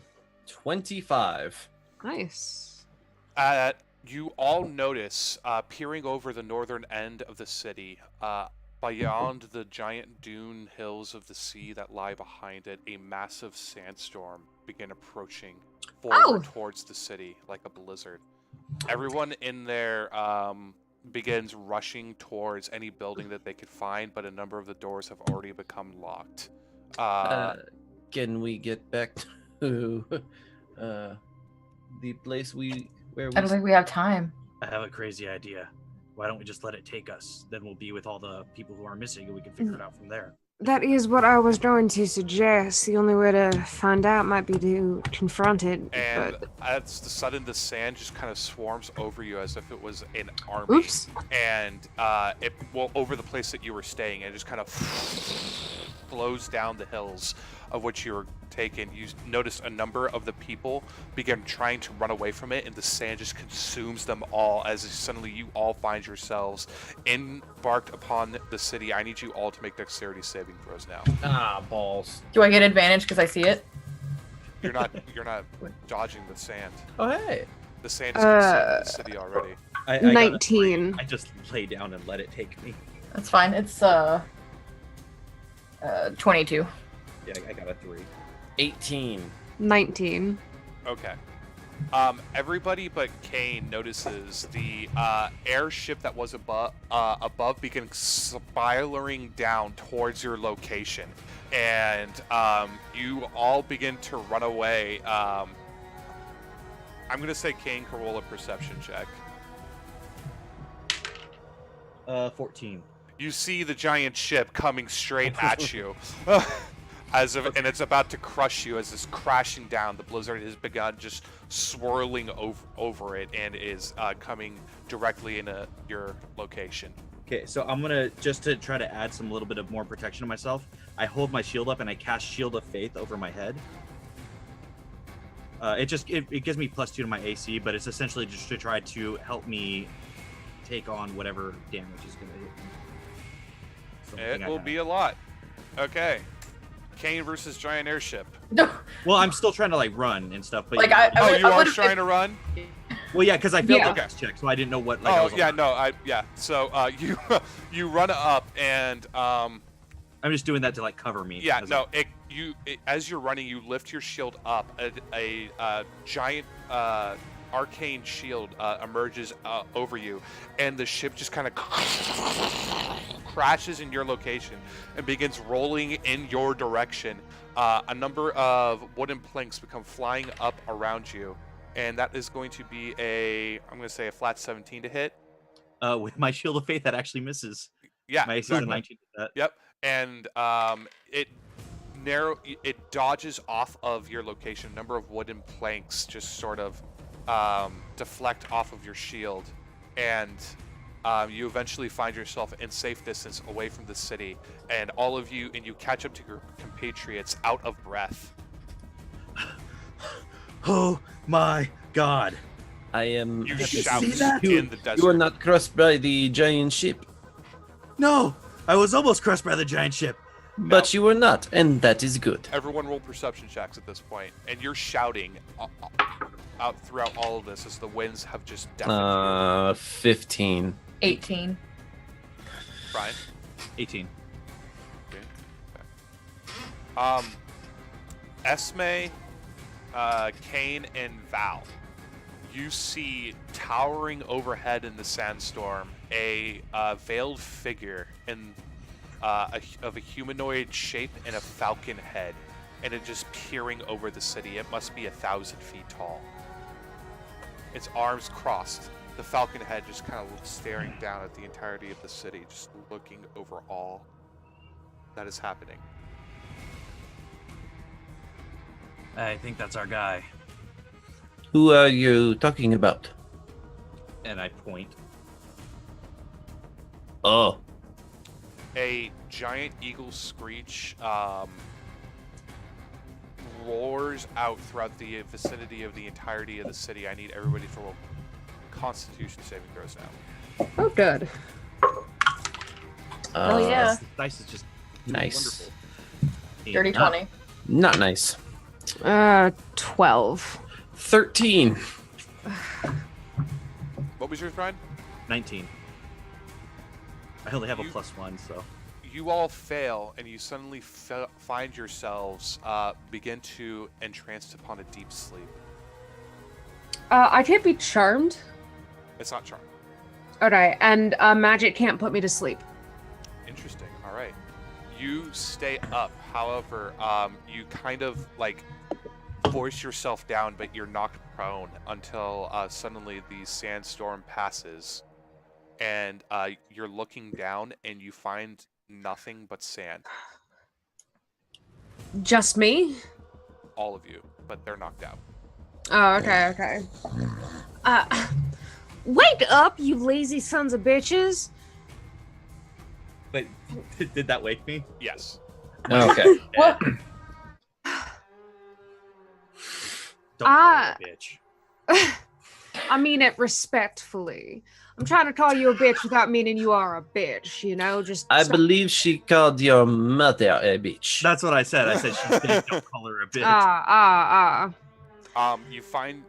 You look about now, and you all find yourselves in the middle of the Dune Sea. The sun glaring down. Huh. No civilization for within miles. Do I see any do I see any creatures? None. Are there any tracks or anything? No, doesn't appear. You look to be the only ones who have been in this desert for a long time.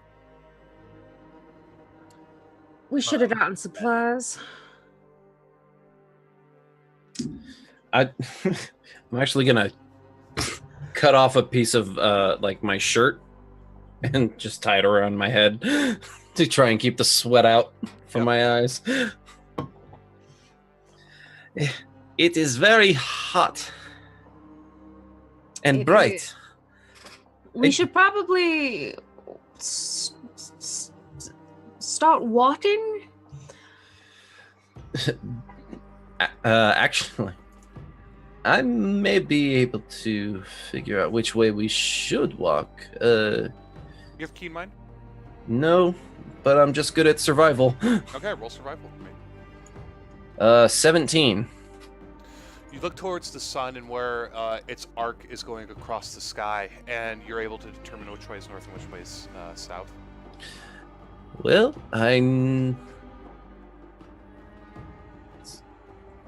unless we know which way we should be headed. Well,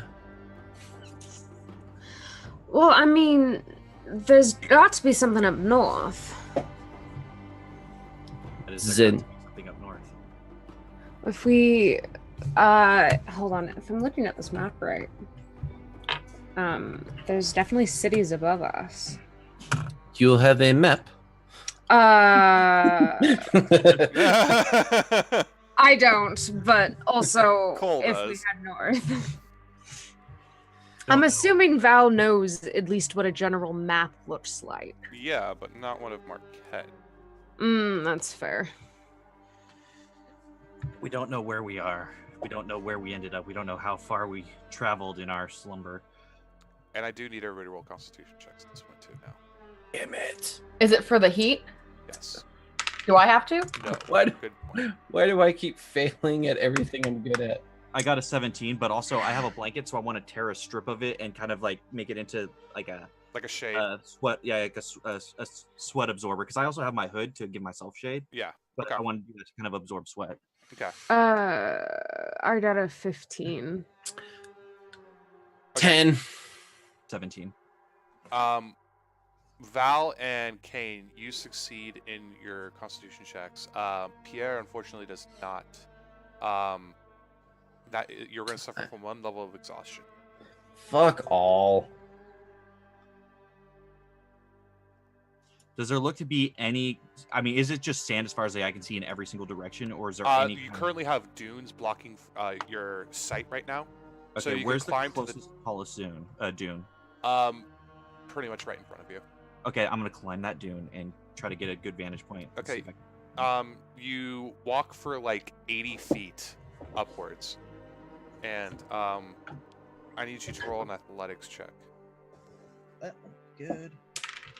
That one. What kind of people could live in such conditions? The sand immediately just kind of and like brings you downward. All right, I'm gonna try What and is- get up. How about I'll do it. I think I'm better off in Yeah, this. Esme seems like right at home with all of this. Pierre, you know you could just drink like your water skin and you could probably be fine. Just mark off your rations though. Or mark that your skin is empty. Esme, roll athletics. Key. That is a 17. You go up to the top of the steps, and as you do, you see a great gate, what it appears to look like, with humanoid statues sitting upon benches, perfectly made of a sort of sandstone. It towers, not above the dunes, but further ahead. It looks like it is an entrance into a land of some sort. But there is nothing protecting it. There are no walls. There's just a gate. Roll perception check for me. Okay. That's a 4. The heat waves of the distance sort of like muscle everything and like kind of create a wave that you cannot see. I head back down and let everybody know. But the other thing that you noticed were great pyramids far, far off to the north. Those definitely towered above everything that you saw. 8. There's a for- gate. Gate, yeah. How far? Could I tell, or was my perception check crap? 2 miles. We could walk it. I don't think we have a choice. Let's go. Hey, Pierre. I do believe so, yes. Are you going to be okay? I will survive, but it's just... Oh, God. Whew, okay. Watching Yes, you makes yes. me sad. I think having chainmail does not help. Yeah. Yes, let's go, yes. I'll lead the way. Just keep breathing. Be okay. And, One foot in front of the other. as you walk forward, you do notice the gates with the giant statues of a man far off in the distance. The closer you get, you also notice the intricate artwork surrounding the arch of the gate. And it's not an arch as much as it is a stone slab at the very top. The humanoid statues have both of their arms crossed. One is holding a sickle, and the other is holding what appears to be a grain of some sort. The humanoid figure is looking upward, and they tower 80 feet above you. But as you approach closer to the gates suddenly open for you. I have a question. Yes. Do the humanoid statues, are they wearing clothes? Yes, they're wearing a skirt and they have a adornment around their necks. It's very ancient Egyptian. Okay. Do they have like a sun embroidery or a falcon head on their shoulder? Does not appear so, no. I don't think this is the god's place, so that's comforting at least. I guess. Shall we enter? We seem to have been invited. True. Fair enough. Perhaps they are expecting us. Gotta get this guy out of the heat Mhm. anyway. As we pass by the statues, I try and look at their The skirts. heat? I haven't noticed. It's like a I'm Ken doll underneath.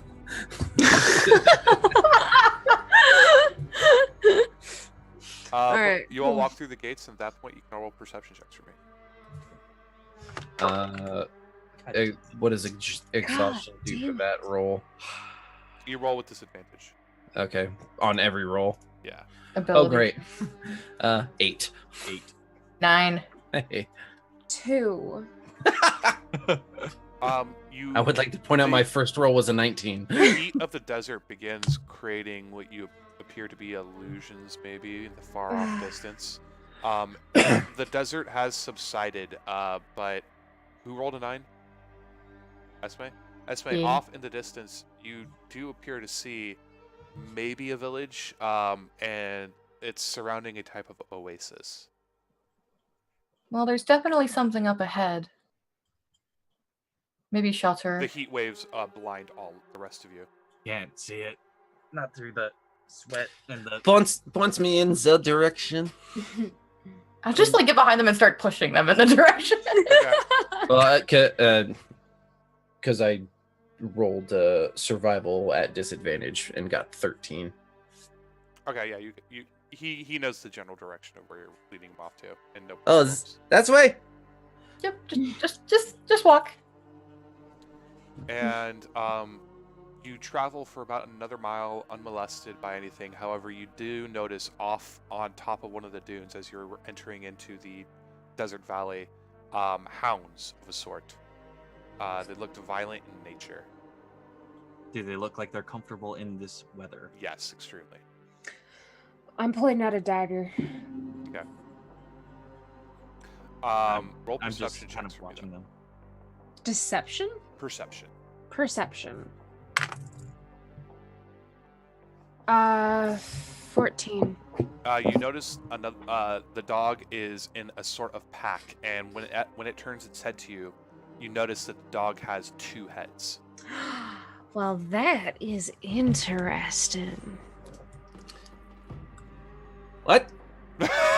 The dogs have 2 heads, Well, that's if different. I'm seeing correctly. If we see daughters with 3 heads, we might be in hell. I don't know what 2 heads means. With your fiend, I'm gonna say that they are not good. Yeah. They are fiends. They're known as death dogs. Death dogs. Okay. Do they appear to be threatening us at all? Did you say death dogs? As of I right now, did. they look to be waiting. Okay. I would just want to hold a cantrip if they start to charge at us, and that's when I want to release it. Okay. I need everybody to roll Constitution checks again at this point, though. Oh yes, a 19. It's just a check or a save. Save, sorry. Damn it. Double damn it. What's up, 8. Val? 10. Succeeds. Esme, you're good? I mean, if you want me to roll. You're good. You're good. Okay. You're good. Unfortunately, Pierre, you're going to suffer from another level of exhaustion. How do I even add another level? I already added You just exhaustion. have to add it again. Yeah. You're at level You can 2. add it multiple times. No, you cannot. Can you not? I thought you could. Well, Not on D&D Beyond. Oh, well. thankfully enough, you did not reach level 3 as you enter into the village that you saw off in the distance. And it is a small village, and it seems to be ancient in sorts. Like this has been built here a very long time and has been very well taken care of. The architecture. Is it in the fucking shade. There is. Villagers actually come in to welcome and greet you, but they are speaking in a very ancient Marquesian. Even if you understood a little bit of it,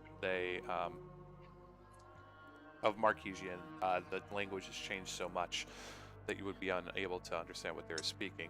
But they welcome you in, and they give Pierre water. Damn, I wish I had my bottle of water right here. Just start chugging it. Yeah. And Drink too much, you're gonna give yourself a stomach ache. You'll tummy cramp. Please breathe, Pierre. Salam alaikum. You're really embarrassing us right now. See, they're judging you. Do you know anyone here who speaks common? Perhaps if we use any other languages we know. I try Celestial. I tried Dwarven. Elvish? I am not going to try Infernal. I don't want to scare them. in Celestial, one of them responds back, Priest talk. Priest talk. Oh, I actually understand Celestial too. Yeah, yes. Could you bring us to someone who speaks as me? Yes. Who speaks like me? Yes, priest talk. Priest talk. Yes. No. Come on. Come. We take him. All right. And then in I say to Celestial, Mhm. he responds back, welcome to Luxor. Luxor. Okay. I'm gonna let everyone know that he's taking us to go see a priest. All right. And you walk through the streets of the sandstone buildings, and eventually find yourself in what appears to be a market square. There's a kind of a makeshift tavern of a sorts that you would assume. It looks very welcoming in design. However, even though these people are extremely welcoming, a lot of them dressed in their sort of papyrus clothing. They seem to be very worried as well. And every now and then, you actually notice other races. Tieflings. Dwarves. Humans from Wild Mountain or Tal'Dorei. Elves. Along with the locals.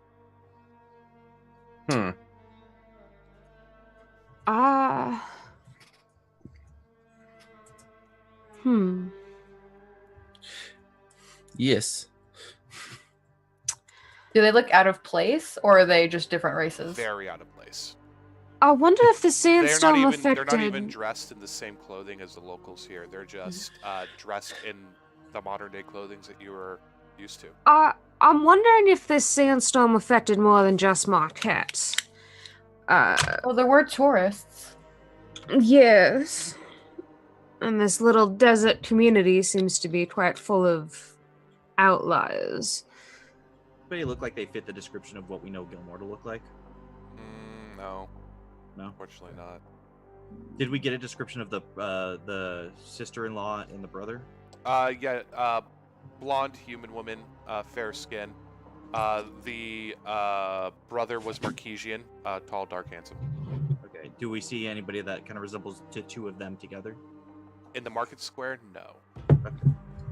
I just want to keep an eye out for any of those three people, since Okay. I know what they look like. Okay. And they lead you into the tavern, and eventually you find the priest that he was referring to. The tavern is made of a stone, and hieroglyphics sort of surround the molding of the building. A lot of falcons depicted with jackals of a sort, and a jackal-headed figure leading people on a boat towards something. You're not aware. But a lot of them seem to be drinking beer. And it's empty as of right now. But there is one man who sort of like waves you over and he's like, Alright. I speak your language, come. Ah, perfect. I'm gonna... Artush, your beers are on me. Oh, why, thank you. And he There's def- so much... Yeah, and he definitely is a local. He's strapped and built like a warrior, however. He has a sickle on his side that can be used as some sort of weapon. It's sharpened. And he has a shield on his back, and he's dressed in a sort of what you could appear to be in a 3D chain. Newcomers, yes? Yeah, but you mentioned the beers on the house. If it's all the same, I'd like some water. I don't want to get too dehydrated. I would prefer water as well. We wish. They're getting you one. Thank you. So, how did you find yourselves in Luxor? by way of Marquet. You are in Marquet. We fell asleep. Well, they did. I got caught in a sandstorm. You did not fall asleep? I did not. I do not sleep often. That And is Scammon common took for us. your kin, from what I understand. Did you say that again? That is coming from your kind, from what I understand. I suppose so.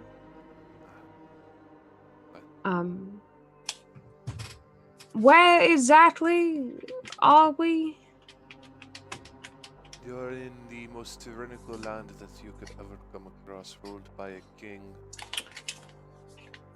who wages war against his own people. He does not even let them rest when they are dead. Wonderful. I wonder if we'll get to kill him at the end of this adventure. If you do, I would like Tyrannical to join king. you. Is he Ramotep. the one that's... Sorry? Ramotep is his name. Ramotep. Ramotep. This Ram Voltep, is he the one that is taking people from various parts of Marquet? Not just Marquet, all over the world. People find themselves in our desert. They forget that Horus Ray rules it all. And now, he has come to finish it all off. And has cursed that land, the time from which you are part of, to Ramotep. Part of? The time that you are a part of, yes. That's somehow different from the time that you're a part of? what I understand.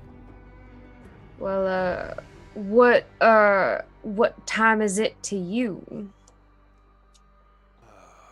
What did that sorcerer say? Said pre-divergence? Do I know what that means? Yeah. Okay. Oh no. Oh. So have you had a bit too much to drink, one too many beers or something? No. Oh, Oh my. Brian, I can't hear you, man. Oh, you mentioned a sorcerer. What was the sorcerer's name? Gilmore. Where would we find him? I don't know. Travels the desert. He said he was going to find a way to leave this fucking land. There is no leaving this desert. How long ago did he leave or attempt? 2 weeks ago. Well, he's dead. Val is low-key freaking out.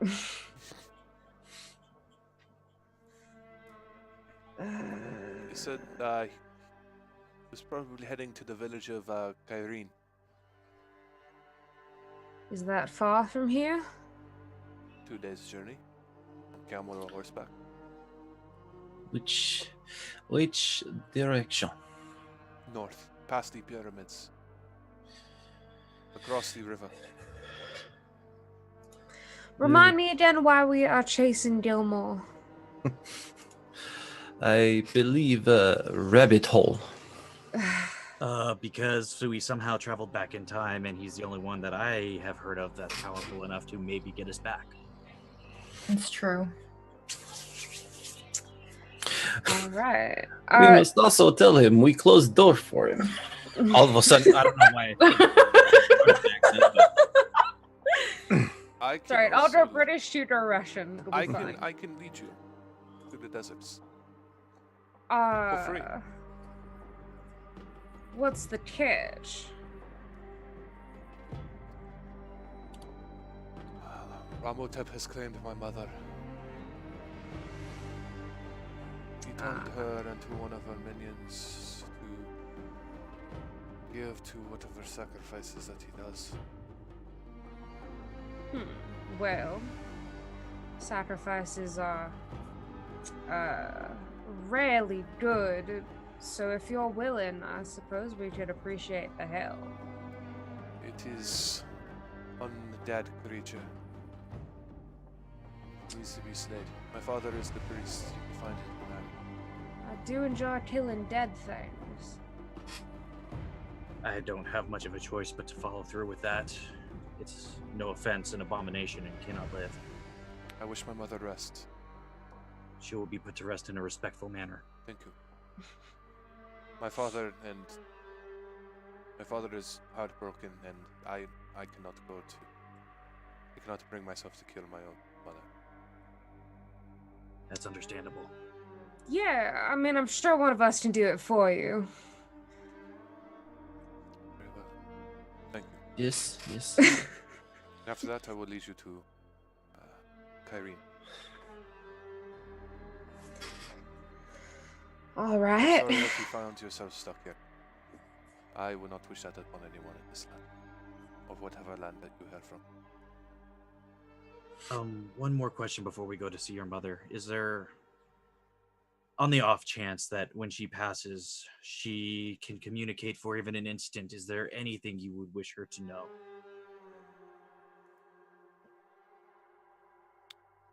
Thanks. I think what I am, that she raised me. Sometimes that I hated her, at times that I wish I could take all those times back. And how right she was all the fucking time, now that I'm realizing it.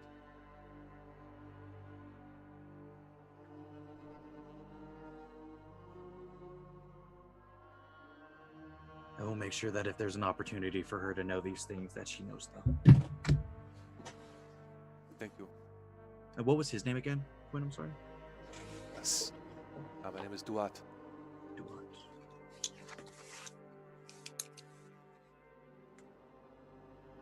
Where can we find your father? Go out to the tavern, make our rights, and you cannot miss the Temple of Horus Ray standing upon the hill. Perhaps you can miss it since all these symbols have been taken off. Excuse me, you said Temple of Horrors? Horus Ray. Horus. Okay. Good. Why were the symbols removed? Because Ramotep deemed it so. He's one of the type to tell people who and what they can't worship. Sounds like a right Ramotep is person. the only god of this land. Our kings are gods, personified. Yes, I really hope we kill him at the end of this adventure. Like I Well, said. first things first. Alright. Thank you again. Come, I will show you. And the blazing heat of the sun still beats upon your skins. However, it is not as terrible as it was crawling against the dune sea in the desert until you eventually find yourself at the Temple of Horus Ray. All of the symbols that you would have seen earlier have been removed, and as you enter, the temple has been decimated. All of the seats upon which people would listen to sermons have been destroyed. The falconed heads have been chopped off and are scattered in bits across the floor in front of them. It's amazing that the statues still stand as you hear from underneath a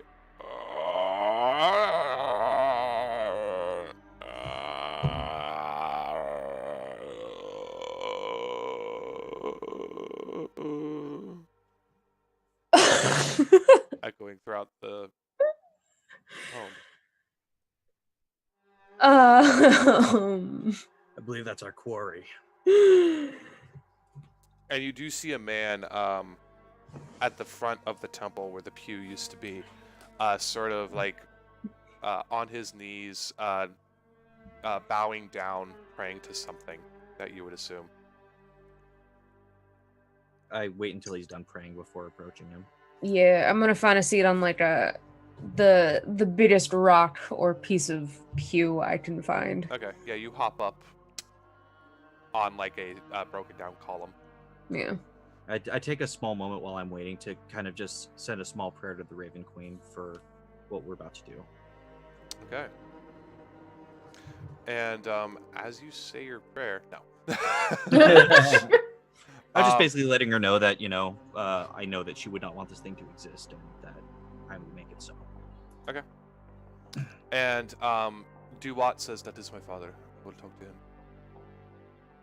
And he speaks in ancient Marquesian, and you notice that the man gets up from his bowing prayer and gets up from top of his knees and looks extremely grateful over to his son, and he points over your direction. He runs up to you, speaking in a foreign tongue that you can't understand, and begins kissing you on both cheeks, holding you by the face.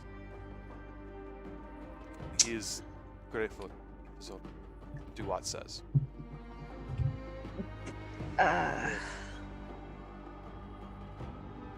Okay, well. Finally, my mother can pass to the afterlife. So, We will certainly do our best. make him touch your soul. I will bring her peace even if it costs my own life. Okay.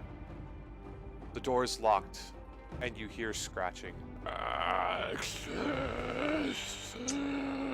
So, On the door behind. what exactly is that dreadful moaning? We'll soon find out.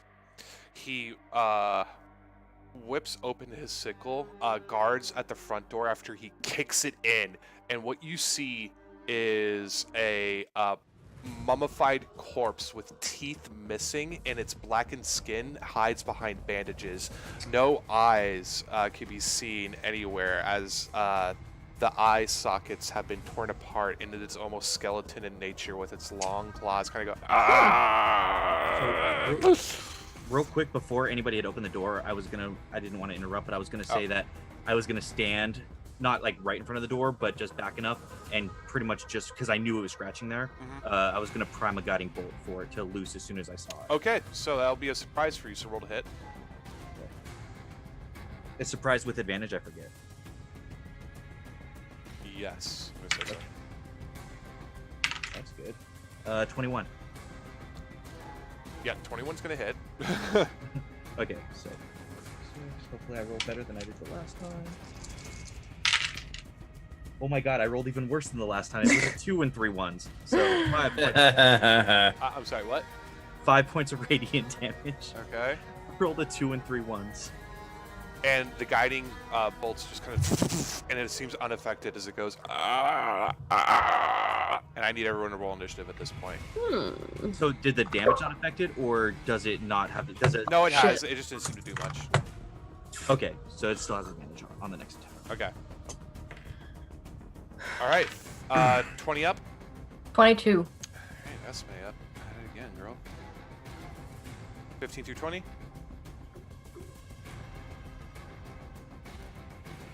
Mm. 10 through 15. 9.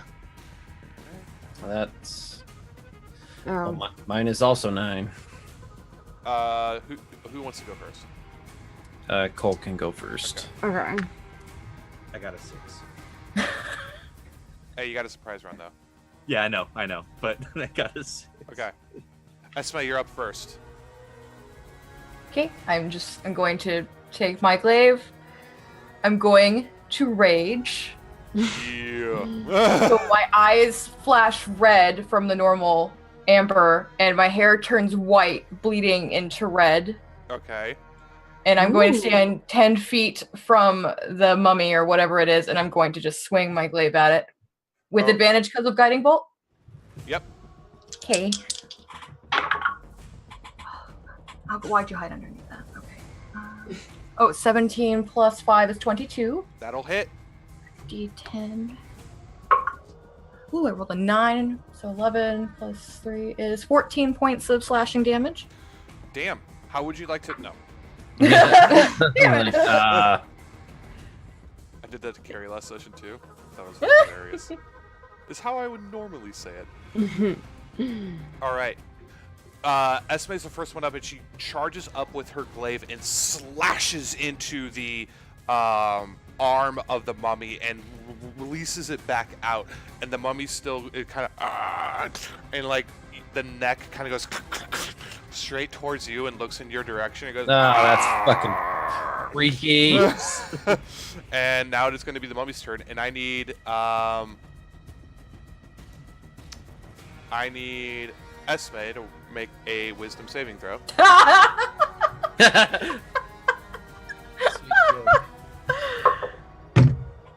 That's a natural 20. Hey. Damn, girl. Yeah. Okay. Clutch.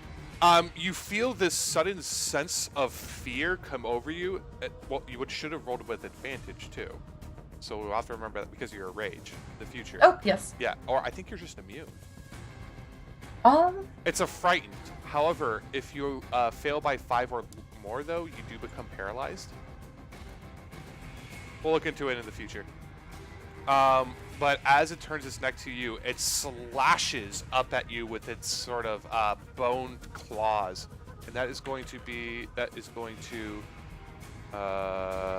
miss with the first one, hit with the second one. So you're going to take 10 points of bludgeoning damage. 5 halved, or is that already halved? That's not already half, so 5. Okay. And then you're going to take 10 points of necrotic damage. Ugh. Not halved. And then I need you to make a Constitution saving throw. Okay. Remember, you have advantage. That's a 19 and a 7, so 19 plus 5 is 24. Yeah. as the claws sink in and kind of bludgeon against you, you look at where your skin is and you notice a sudden sense of rot just kind of and go away.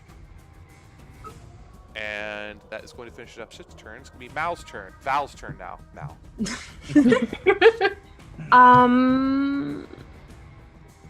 How close is it? Right now, 20 feet away. Okay, I'm gonna cast Command. I will be right back. Okay. It's a Wisdom saving throw of 13. And I think I'm just. Is that considered charmed? Oh, is this undead? Yes. Never mind. It doesn't work against undead. No. I think I'm just gonna. I can't actually do anything at the moment. I'm gonna back up. Okay. You just sort of like move backwards a little bit. Yeah. All right. Do you want to use a bonus action or anything, maybe? Or... Oh no, I do have a dart. Hold on. Yeah. Can I shoot a dart at it? Sure. Roll to hit. Okay. That is a 15 to hit. That'll hit. All right. I forgot it had resistance to this damage, so. Okay. Oh, we lose Cole. Nope. Right there. There we go. What was the damage, Cole? 8. 8. Okay, so 4. Oh no, sorry, 6. 6. Yeah, it still seems unaffected and unperturbed by the dart that just lodged into it. As a matter of fact, it seemed unaffected and unperturbed even with the glaive that Esme pulled into it. And it still has its mind tracked on Esme, but now it's going to be Pierre's turn. How far away am 25 feet. I? Okay, good. Pulling out my crossbow. Okay. And firing. Roll to hit. 21. That'll hit. For 7 points of piercing. Okay. So round it up.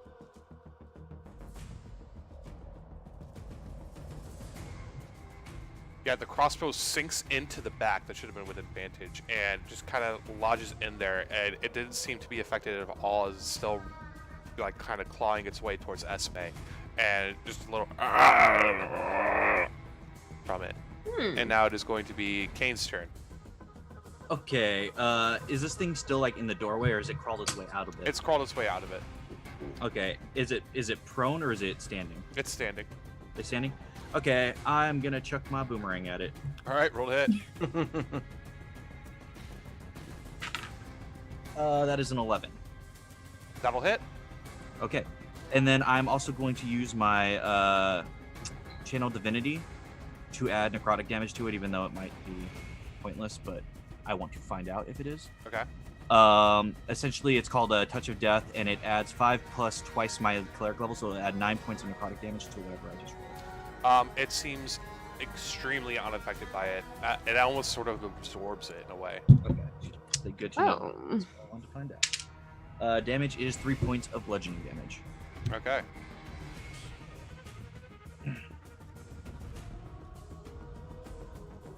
Oh, that would have been bad. Confusing. And then I'm gonna just kind of back up to keep a distance between it. I want to just keep 30 feet distance between us. Okay. You swing with all your might with your weapon, and as you do, you kind of into it, and like your hammer sort of almost bounced off of its skin as if it had some sort of resistance from non-magical attacks. And top of the round is going to be Esme's turn. So it's still on me? Yes. Okay.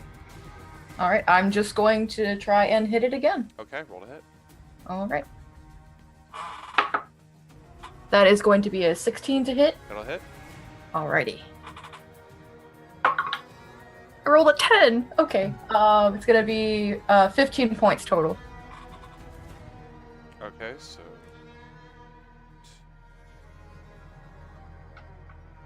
Yeah, you swing in with your glaive and just kind of again, like you hit a hard spot. And now it is going to be its turn unless you had a bonus action. Nope. Okay.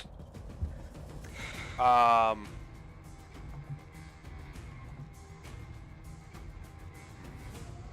am going to say that Duat shouts at you, Esme. It says, use your fire when you can. Okay. Does she have Next burning round. hands as a Genasi? Not yet. Oh, not yet. Okay. Also, I can't cast magic while I'm raging. Gotcha. So But I heard that. it is now going to be the mummy's turn. It's going to continue its onslaught towards Esme, and it is going to slash at it with its claws again, and that is going to hit. So you're going to take 10 points of bludgeoning damage, so 5. Then 10 points of necrotic damage again. I'm down. All right, and I need you to make a. Okay, so you notice Esme as she downs him. She falls down onto the ground, and you notice the body just kind of.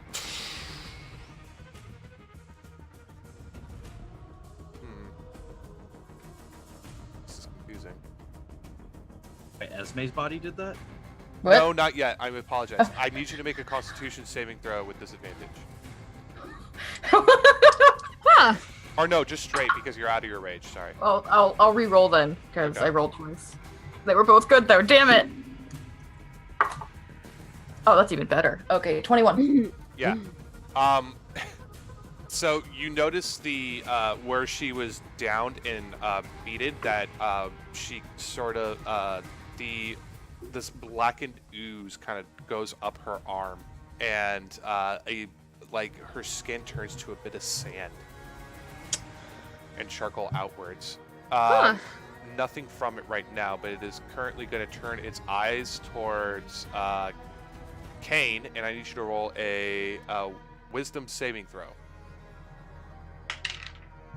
21. Yeah, you succeed, but you feel the hint of fear in the back of your mind as a tree looks its gaze towards you, and it begins like. As I feel that, I just clutch my holy symbol. Okay, and now it is going to be Val's turn. The only magic attack I have is poison spray, and that means I need to be within 10 feet of it, and I don't want to do that.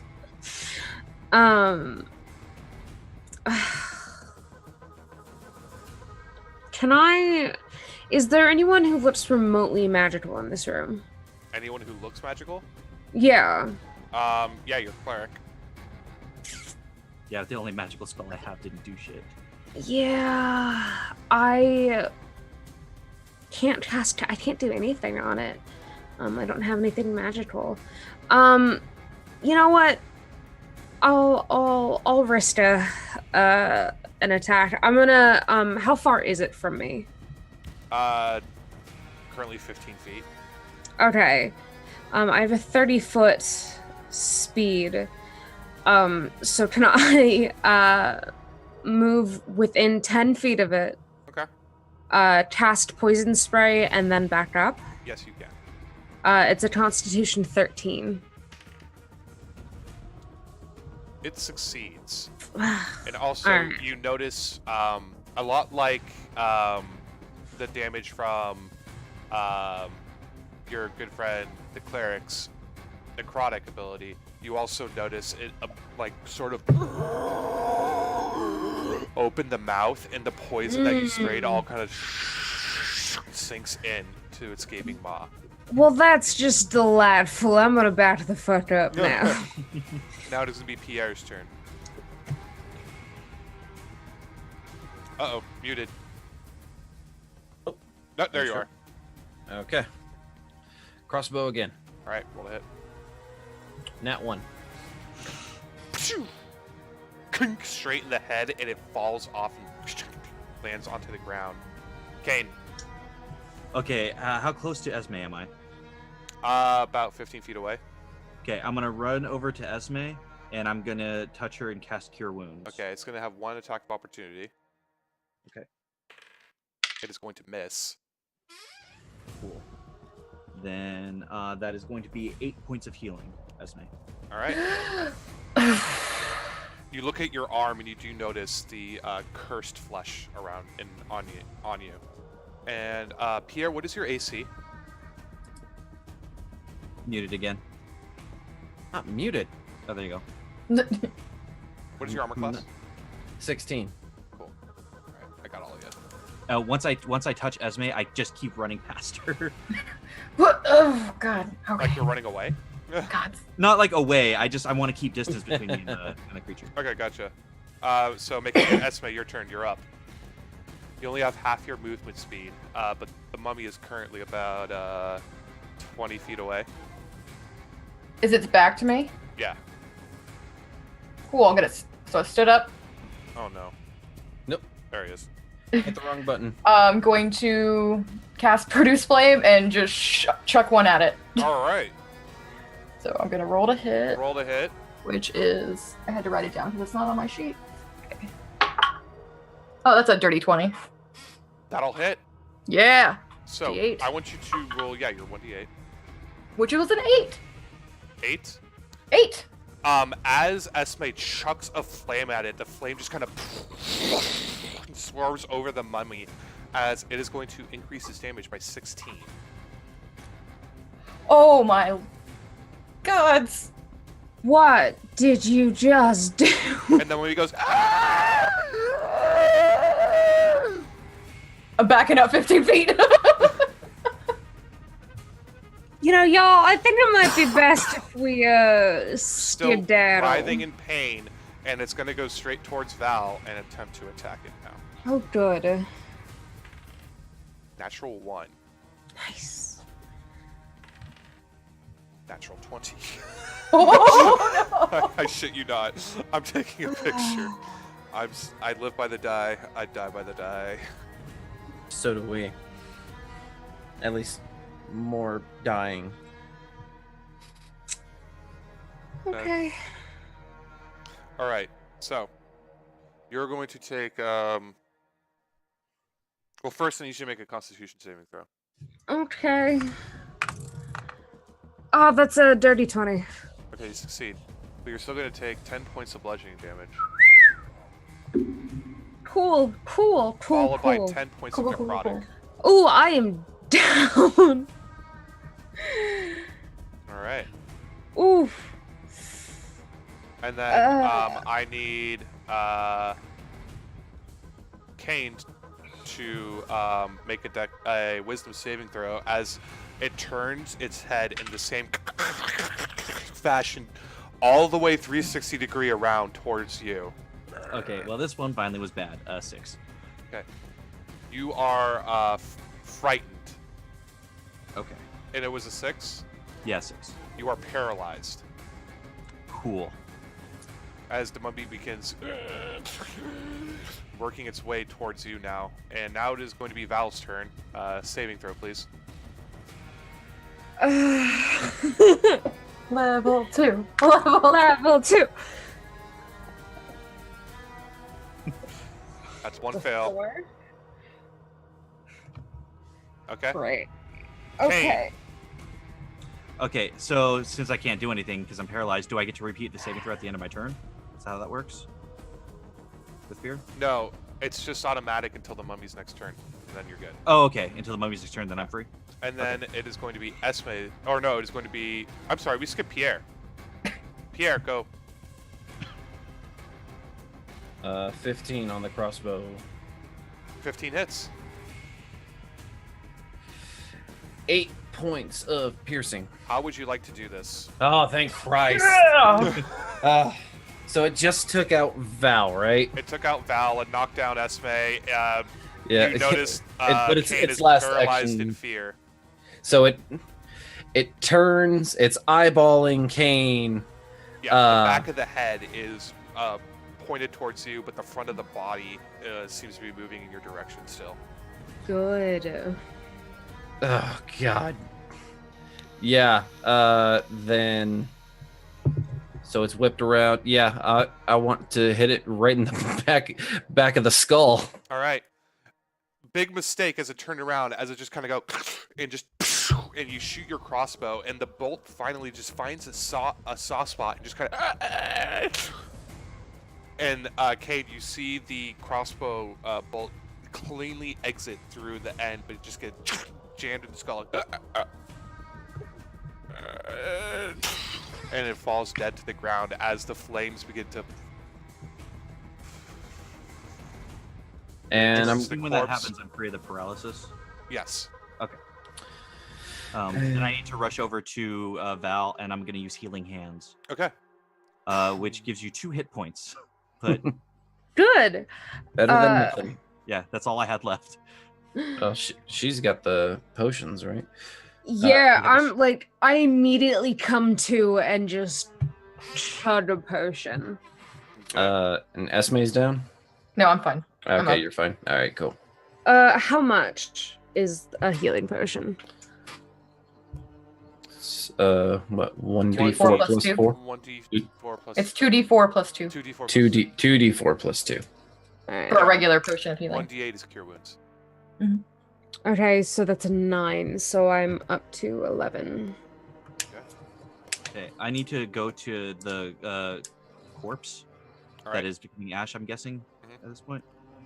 And I'm just going to kneel by the ashes, and I'm going to just say and hope that it's heard, Duat, your son, thanks you for all you ever did for him. He's thankful for how you raised him. He is standing over there. I don't care. I'm a priest. I have a better chance of talking to the dead than he does. Yes. While this is happening, I'd like to collect whatever bolts I can. And I'm gonna grab my dart and also have a mini panic attack in the corner. All right. How many bolts can I get back? You got 2 back So, okay. because 1 snap. Kane, you say your prayer, and it's odd. It seems like your god isn't in this timeline. Hey, just wanted to let you guys know we're fucked. But Duat comes on over and sweeps his mother Ashes into a jar, and he covers it up, and the father comes up and he's thankful towards all of you, and he gives you all hugs and pats on the faces and kisses again, speaking the language. And Duat says, "You can assume what he means." She is at peace. That's what's important. She will be. Well, that was yeah. Thank you. As I said, my services to go to the village of Kyrene are at your service. Along the way, we are going to stop at the river, and I'm going to spread my mother's ashes along the... What did I call it again? Well, I suppose Kit.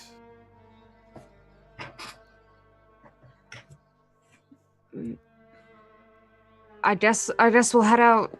Are you ready? Are you guys ready to leave now, or should we get supplies first, or? You all look pretty rough. Maybe you should rest up. Night will soon come. Tapped out. I would like a nap. I mean, if you don't notice, I've lost some skin on this arm. Rest would be nice. Oh, that's nasty. You should get that looked at. Yeah. I'm sure it'll grow Maybe. back eventually. Come here. Let me see. Okay. Duat looks it over. You are not fully affected by the curse. I'm sorry, the curse? Yes. And what does this do? Ramutep's creations. And he kind of holds... He looks over to the jar with his mother's remains in it. Robotep's creations could kill you even after the fight. In fact, you I see. there Well, was only one or two, maybe, Gilmore in the land. so we shall try not to be touched by him, I suppose.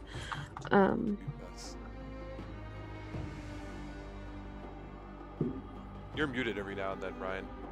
Am I? Yeah. I don't know. That's weird. That's what's happening with Derek's too. Yeah, right. Yeah. Pull Mike closer. That's all I can do.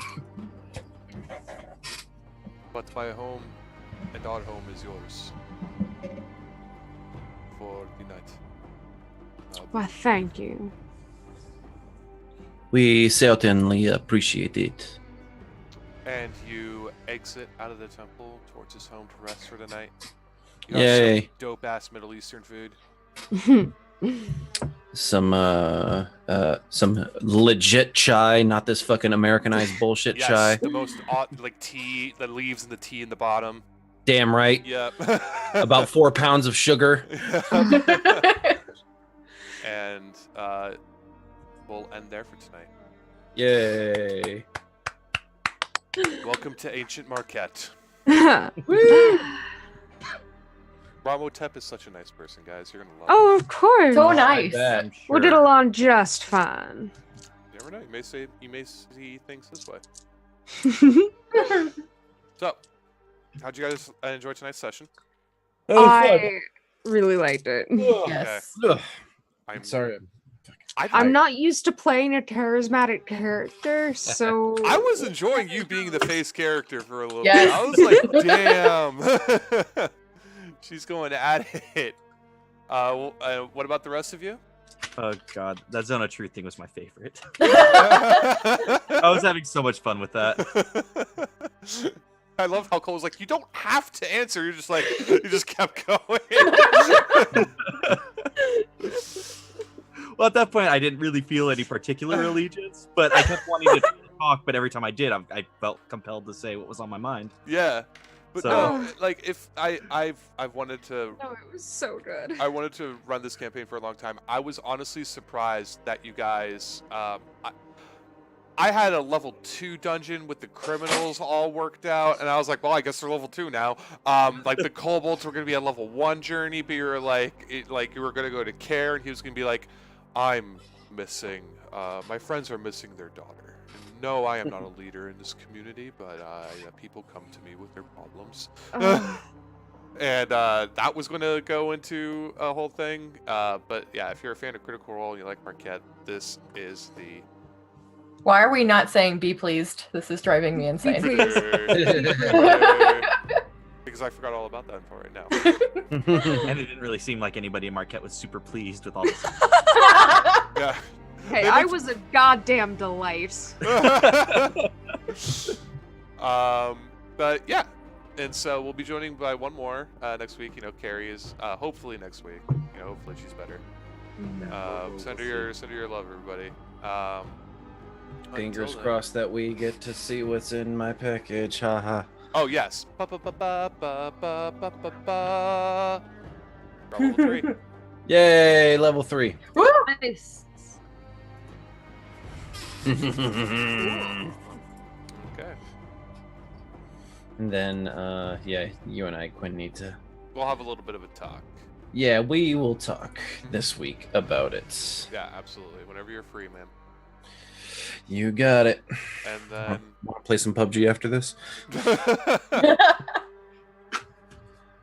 Kind of, yeah. Oh no, wait, we need to play State of Decay. Damn it. Oh yeah, that's true too. We need to do that. Our community is not thriving. Not. So, until then, you can find me every Friday here for Threads of Fate, and now every Saturday here for Lost in Time. I think it's an aptly named adventure.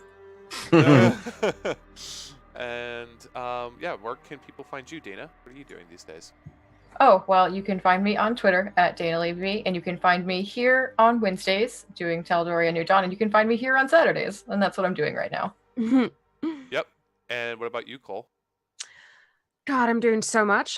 You can find me on various podcasts like Unplaced, Lavender Ladies, or Blue Dawn, an actual Dungeon World actual play podcast. You can also find me on various Twitch streams like this one here, or every other Monday on twitch.tv/FableTales. You can also find my audio work on Project Ozma. Fagletails is the greatest Twitch name I've ever heard in a long time. Yeah. That may be better than like some of the gamer tag names I've seen in the world. Like Long Dong Silver. That was a good one. God. There will always be Dr. Phil Can Fly. Dr. Phil. I've had Disney security kill me in Call of Duty. Yeah. All right, Derek. Hey, you can find me here every Saturday. I'm actually one of the only, no, me and Quinn are the only ones. You can find me down there at Delta J Ford on Twitter. I also stream very often. I think I'll probably, since I didn't stream today, I have to make up for it tomorrow. But my usual schedule is Tuesday to Saturday. Awesome. All right, and yeah, we're streaming State of Decay 2, and I promise I will not pass out this time from the drunk stream. And what about you, Brian? How are you doing, buddy? What are you doing these days? You got a lot of stuff going on.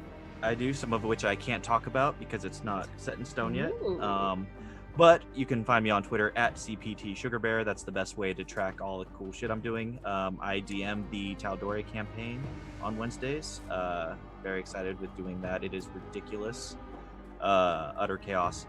And I will be here from now on Saturdays, which is a lot of fun. I like to hang out in the Threads of Fate chat when they're doing that on Fridays because I love that show. And Quinn is the master DM of that show as well. And basically, I just got my fingers dipped into a lot of the things that we do here at Soul Bear RPG. Oh, and the Nerdy Point of View podcast, of course. Who's this week's guest? NPC Bree will be on this week. Oh, Yay! returning guest. Our second return guest. Yes. All So, right. very excited to hang out with her again. I eventually need to go on there and tell like the bathroom in the hospital story. yeah, you do. I need to make a return to that, and then well, there's the other one, but I don't know if I want to talk about that one. That's Maybe we'll go with just the bathroom one. the bathroom one. Yeah, we'll go with the bathroom one. I feel like there's a lot more in my life, guys. My life is a sitcom. It Oh, really I got is. attacked by a stork yesterday. That was fun. Or egret. Sorry, egrets are assholes. How? Accurate. Yep. I had a crane attack my head at SeaWorld once, so that was fun. There was almost pictures of it because they were the SeaWorld staff was taking pictures of the dolphin exhibit, and that's where it happened. And they missed it by like that much. SeaWorld's supposed to be a happy childhood place, and then shit like that happens. I still don't like cranes. I hate birds. Period. All right, everybody. Yep, that's where you can find us. Bidet. Bidet. Bidet. Bidet. Bidet, everybody. See you next week. Bidet. I fucked up. I used the wrong stream here. Give me a second. There we go. There's the return. Bidet, everybody. Bidet.